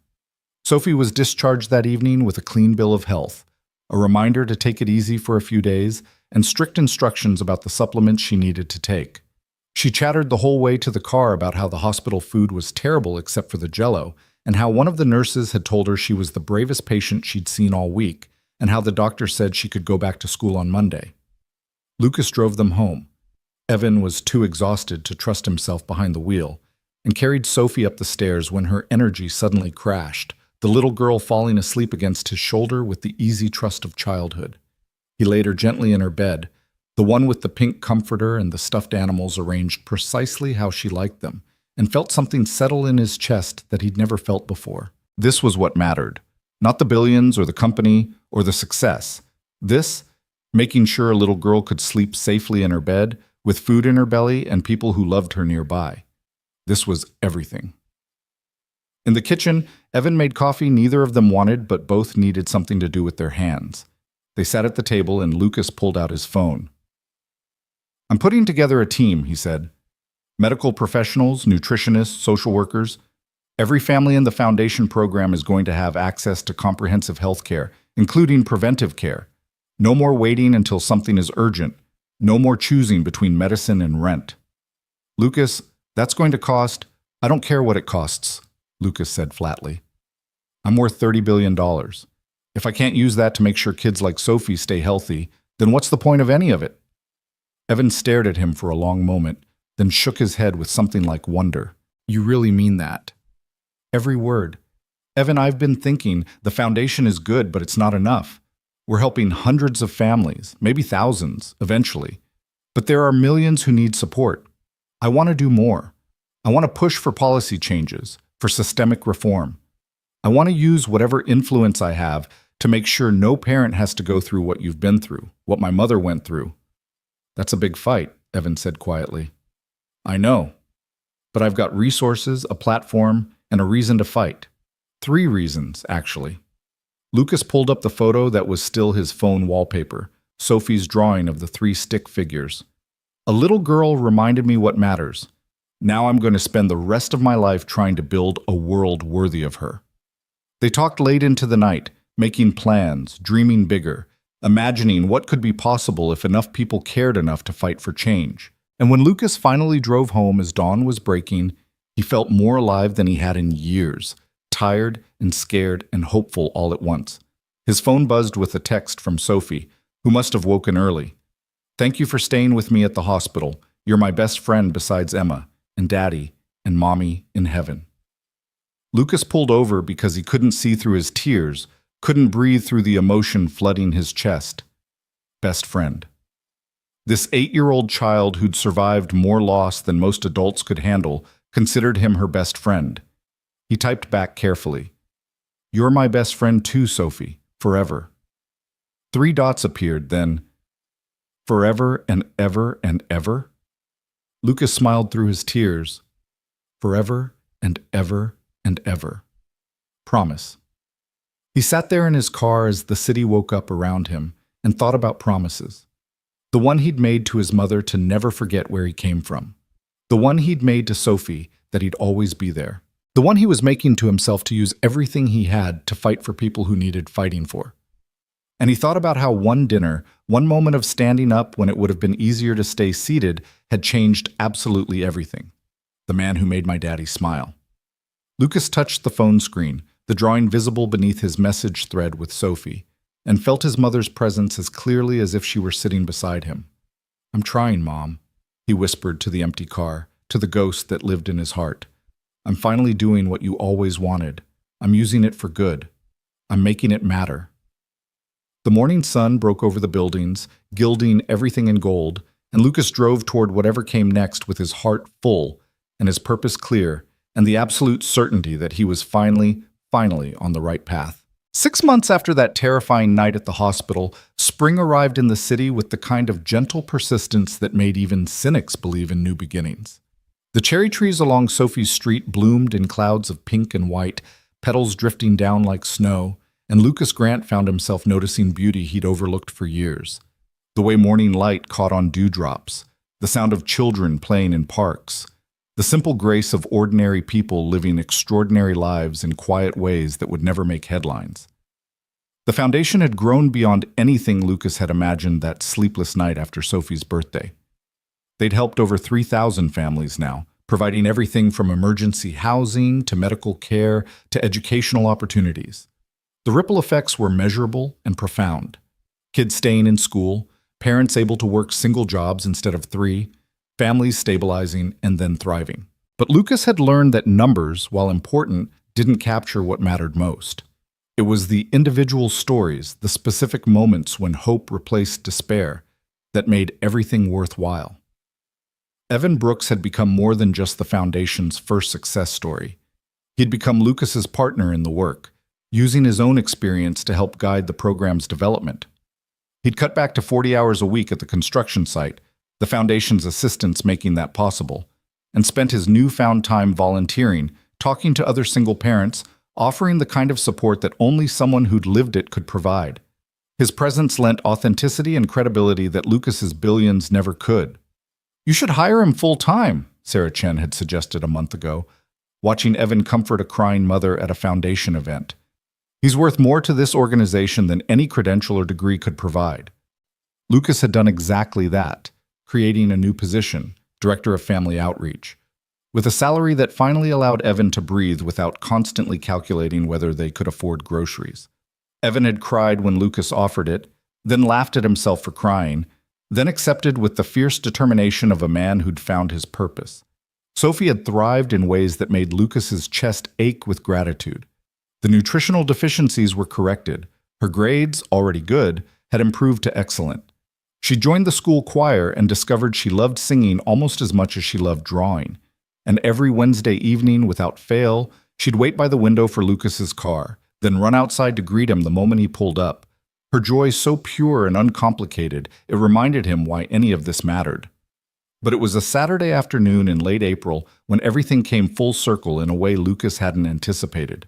He was at home reviewing proposals for expanding the Foundation to other cities when his phone rang. The number was unfamiliar, but something made him answer. "Mr. Grant, this is Detective Sarah Williams with the police department. I'm calling about a situation that I think might interest you." Lucas's pulse quickened. "What kind of situation?" "We've arrested a man for running a fraudulent charity operation. He was collecting donations supposedly for homeless families, but keeping the money for himself. The thing is, when we searched his office, we found something odd. A list of names, families he'd apparently researched as potential targets. And Mr. Grant, the Brooks family, is on that list. Evan and Sophie Brooks."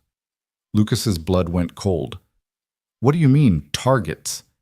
"It looks like he was planning to approach them, pretend to be from your foundation, and scam them out of whatever money or information he could get. We found detailed notes. Sophie's school, Evan's workplace, even information about Emily Brooks's death. It's disturbing, Mr. Grant. This man was clearly planning something." "Where is he now?" Lucas asked, his voice dangerous. "In custody. But the reason I'm calling, we found something else. Evidence that he's been running this scam for years, targeting vulnerable families across the state. We're talking dozens of victims, maybe hundreds.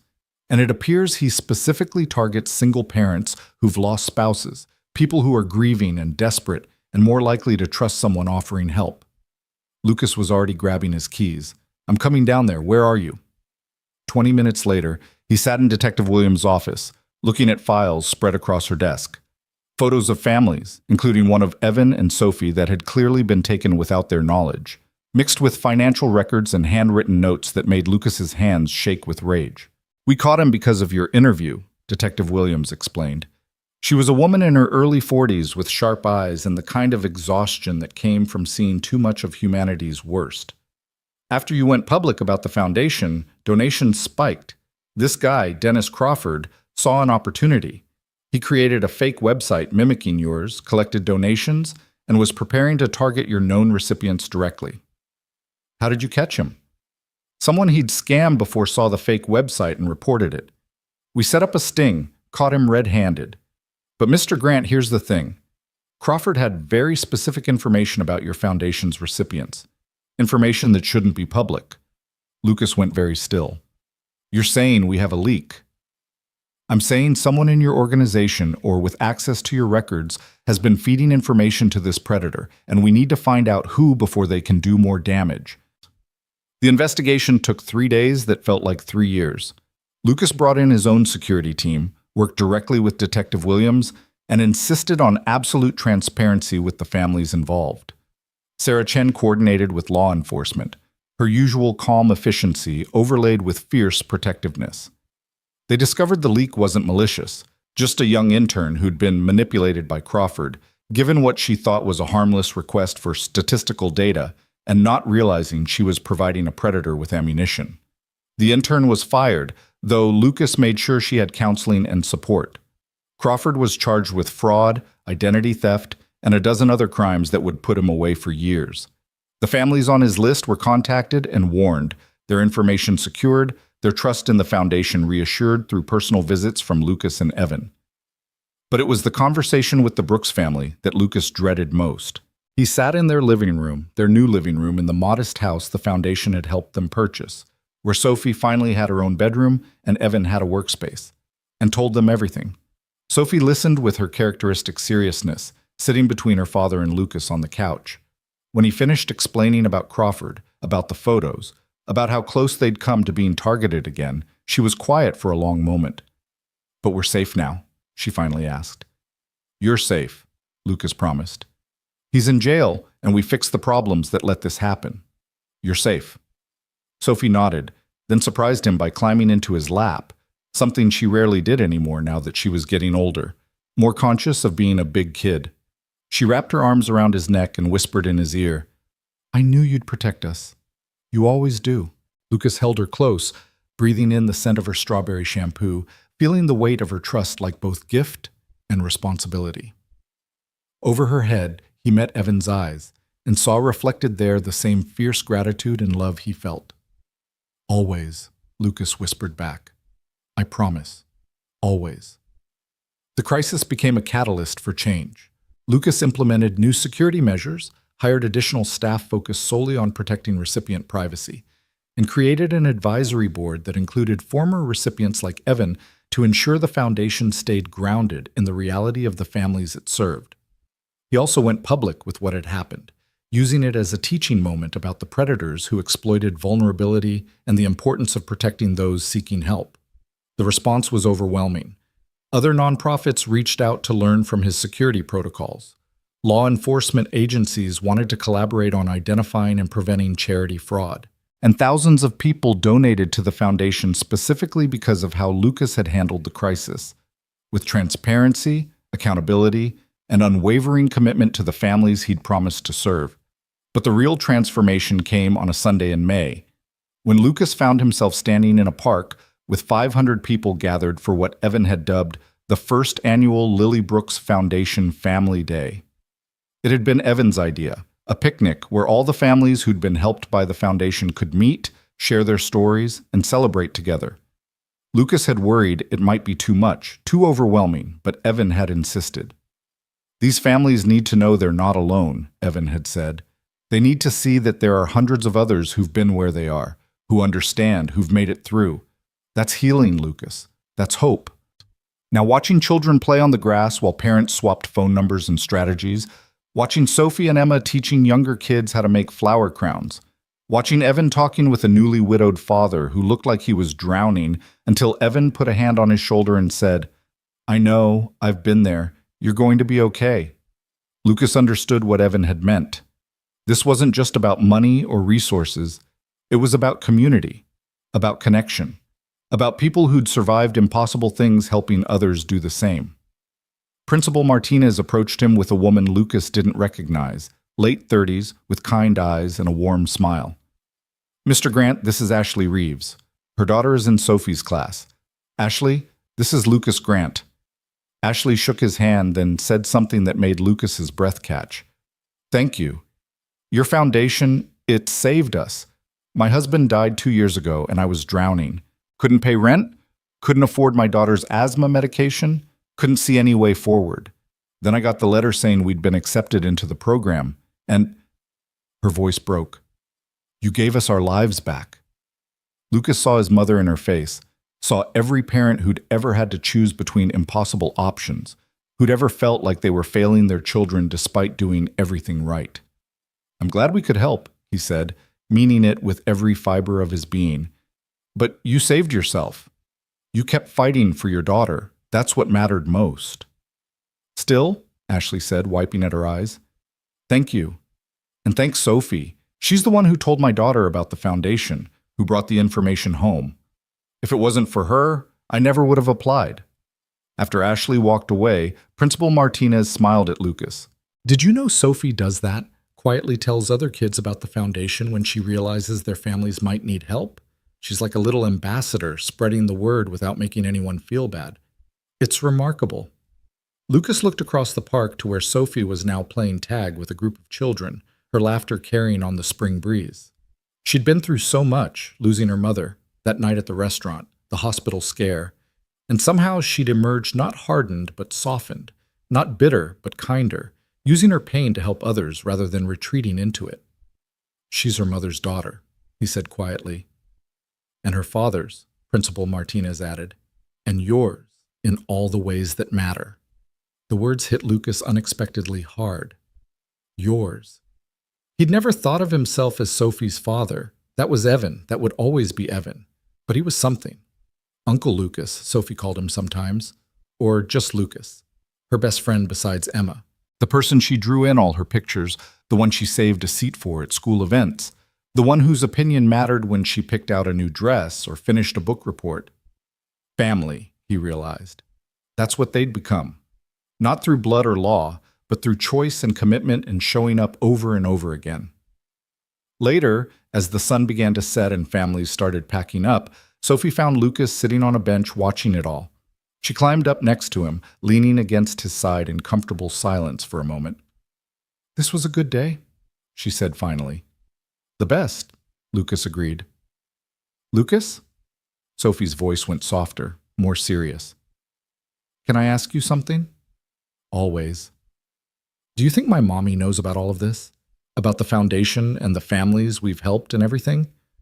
Lucas thought about how to answer, about what truth and comfort both required. "I think if your mom can see us, she's incredibly proud. Of you, of your dad, of what we've all built together." "I think so too," Sophie said, "but sometimes I feel her, like she's right here with us, smiling." "I feel my mom sometimes too," Lucas admitted.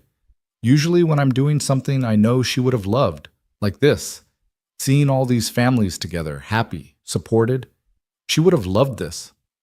Sophie was quiet for a moment, then, "I'm glad you found us. That night at the restaurant. I'm glad you stood up for us." "Sophie, I'm glad I found you too. You changed my life. You saved me." She looked up at him with those hazel eyes so much like Emily's, so full of wisdom beyond her years. "We saved each other. That's what families do." And she was right. That's exactly what families did. 3 months later, on a warm August evening, Lucas stood in Le Chateau for a very different kind of dinner. The restaurant was closed to regular customers, transformed into an event space for what the invitations had called an evening of gratitude. Every table was filled with foundation recipients, volunteers, staff members, donors, and the people who'd made the past year possible. Sarah Chen had organized everything with her characteristic precision, but it was Evan who'd insisted on the location. "It started here," he'd said. "It should come full circle here." Lucas wore a suit but had skipped the tie. This wasn't a business event. This was family. The families they'd helped, the family they'd created, the family that had saved him from a life of empty success.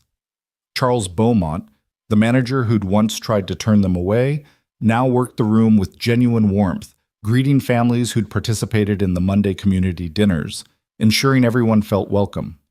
He caught Lucas's eye at one point and nodded, acknowledgement of how far they'd both come, how much they'd learned. When dinner was served, Lucas stood to speak. The room quieted, and he looked out at faces he'd come to know over the past year. Ashley Reeves and her daughter. Maria from the kitchen who'd brought her grandchildren. Marcus Thompson from the early planning meetings. Dr. Walsh who'd worked tirelessly to build the Foundation's healthcare program. And there, at a table in the front, Evan and Sophie Brooks. "A year ago," Lucas began, "I came to this restaurant as a customer. I left as something different, someone who'd been reminded of who I used to be, what I'd forgotten, why any of this mattered." He gestured around the room. "I thought I was successful because I'd built a billion-dollar company, because I had money and power and influence. But I was wrong. Success isn't about what you have. It's about what you do with what you have.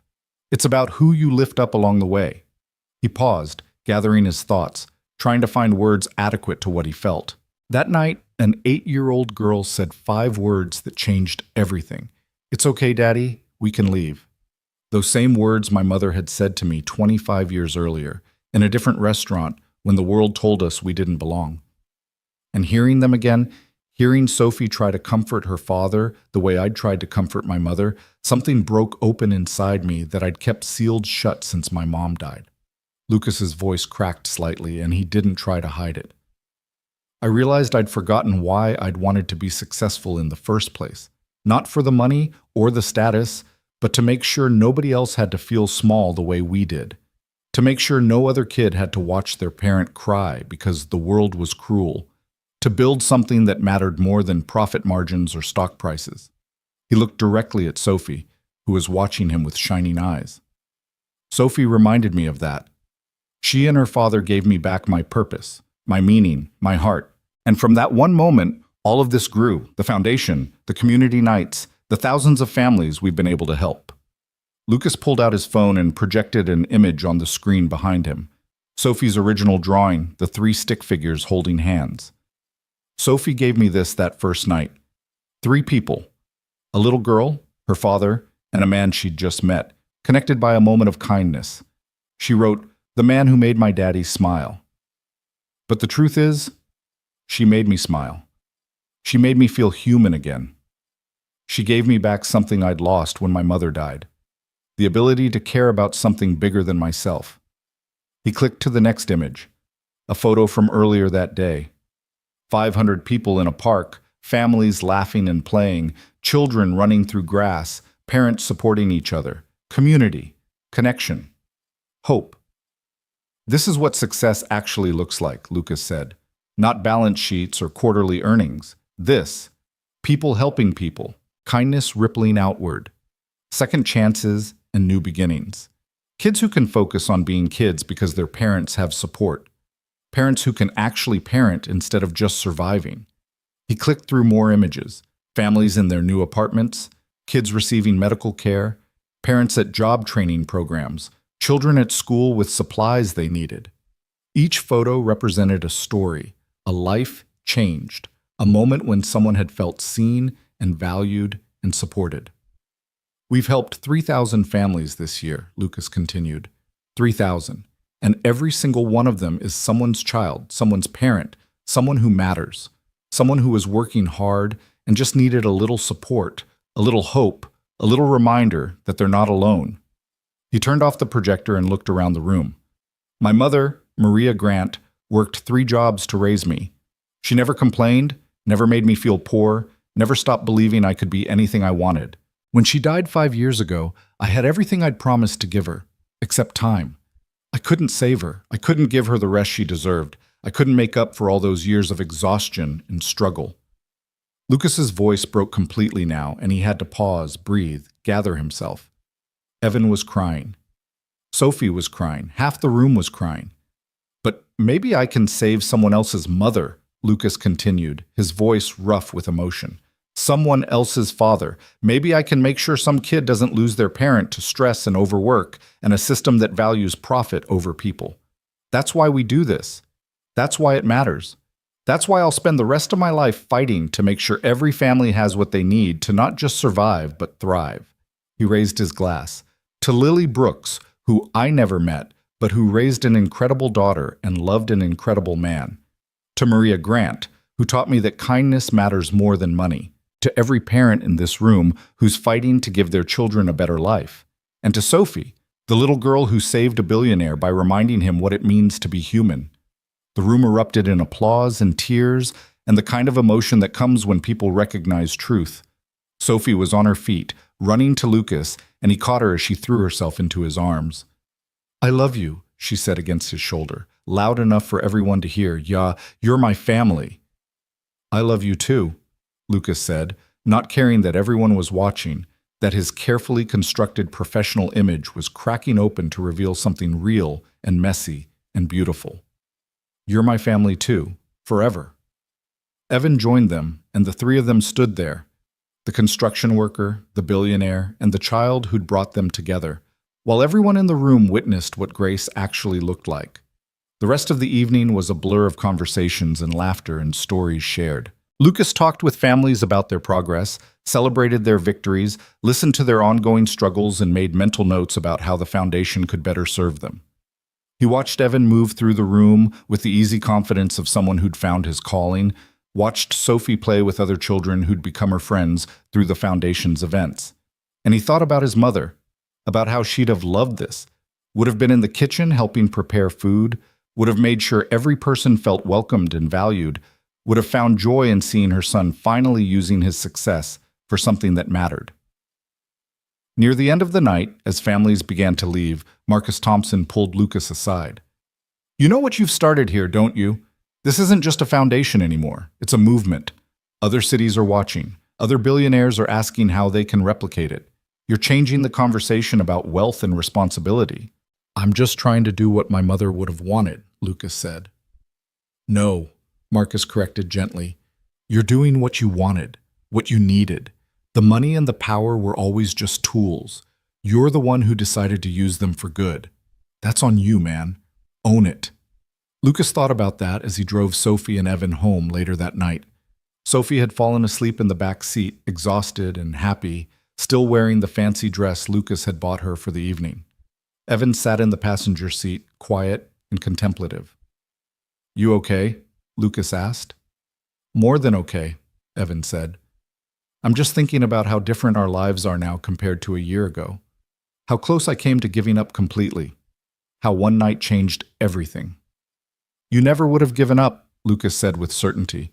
"Not with Sophie depending on you." "Maybe not," Evan agreed. "But I was drowning, Lucas. Working all those hours, barely keeping our heads above water, watching Sophie grow up too fast because she was trying to take care of me. I was failing her." "You were surviving impossible circumstances," Lucas corrected. "There's a difference." They pulled up to the Brooks house. Not the apartment anymore, but a real house with a yard where Sophie could play and rooms where they could spread out and breathe. The foundation had helped with the down payment, but Evan's new salary meant they could afford the mortgage. It was theirs, earned and owned, a symbol of how far they'd come.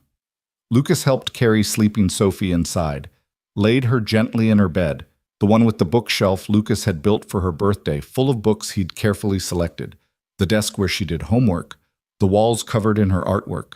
She stirred slightly, mumbled something that sounded like "love you," and burrowed into her pillows. Downstairs, Evan made coffee, and they sat at the kitchen table the way they had so many times before. But this felt different somehow, more settled, more certain, like they'd weathered storms and come through not just intact, but stronger. "I've been thinking," Evan said carefully, "about Emily, about how she'd feel about all of this." Lucas waited, giving him space to work through whatever he needed to say. "She always believed that people were basically good, that kindness mattered more than anything else, She used to say that every person we meet is fighting a battle we know nothing about, so we should always choose compassion. Evan smiled, though his eyes were wet. I got so angry after she died. At God, at the universe, at the unfairness of it all. Lost that belief in goodness for a while. That's understandable, Lucas said quietly. But you gave it back to me, Evan continued. You stood up in that restaurant when you didn't have to. You saw us, really saw us, when everyone else was looking away. You reminded me that Emily was right, that there is goodness in the world, that compassion matters. And now Sophie has that belief too. She's growing up knowing that people can be kind, that one person can make a difference, that helping others is what life's actually about. He looked at Lucas with an intensity that was almost uncomfortable. That's Emily's real legacy. Not the foundation named after her, though. That's incredible. But the fact that her daughter is growing up believing in goodness because you showed us it exists, that would have made her so happy. Lucas felt tears burning behind his eyes. I wish I'd known her. In a way you do, Evan said. Everything good about Sophie, that's Emily. The kindness, the empathy, the way she sees people who are hurting and wants to help, that's all Lily. And now you're helping Sophie become more of what her mother was. You're honoring Emily every day just by being part of our lives. They sat in silence for a while, drinking coffee that had gone lukewarm, thinking about the women who'd shaped them, Maria and Emily, both gone too soon, both still present in everything that mattered. Lucas, Evan finally said, I know you've got your own place, your own life, but you should know this is your home too, whenever you need it, your family. Thank you, Lucas said, his voice rough. That means more than you know. He drove back to his penthouse as the city slept, and for the first time since his mother died, the space didn't feel empty, because he wasn't alone anymore. He had family, chosen family, but family nonetheless. He had purpose that went beyond profit. He had a little girl who called him her best friend, and a man who'd become his brother, and a foundation full of people who depended on him, showing up, doing the work, fighting the good fight. In his office, surrounded by photos of foundation families and Sophie's artwork and news articles about their growing impact, Lucas opened his laptop and started writing. An op-ed about wealth inequality, a proposal for policy changes, a plan to expand the foundation to 10 more cities. The work was endless, but it was good work, meaningful work, the kind his mother would have been proud of. His phone buzzed with a message from Sophie. She must have woken up and convinced Evan to let her send one text before going back to sleep. Tonight was perfect. Best family ever. Love you, infinity. Lucas typed back, Love you, infinity +1. Sleep tight, princess. He sat back in his chair and looked around his office, at the evidence of a life redirected, a purpose reclaimed, a heart reopened after years of self-protective numbness. And he thought about that night at Le Chateau, about 5 words spoken by a brave little girl, about how a single moment of choosing kindness over indifference had created ripples that were still spreading outward. The man who made my daddy smile. But Sophie had done more than make Evan smile. She'd made Lucas feel again, saved him from a life of hollow achievement, given him back his humanity, and in return, he'd promised to spend his life making sure no other child had to feel invisible, no other parent had to feel like they were failing, no other family had to choose between impossible options. It wasn't redemption. His mother was still gone, and nothing would change that.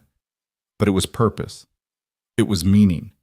It was a life worth living, full of people worth fighting for, full of moments that mattered more than any balance sheet or stock price ever could. Lucas pulled up the photo from the park. 500 people, families laughing and playing, community and connection and hope made visible. Then he opened his email and started working on the plans to expand. More cities, more families, more ripples spreading outward from one moment of choosing to stand up instead of stay seated, to care instead of ignore, to act instead of accept. Outside his window, the city sparkled with lights. Millions of people living their lives, fighting their battles, hoping for better days. Some of them struggling in ways Lucas couldn't see. Some of them one crisis away from disaster. Some of them just needing someone to see them, to acknowledge their worth, to offer a hand up instead of looking away. He couldn't save them all, but he could try.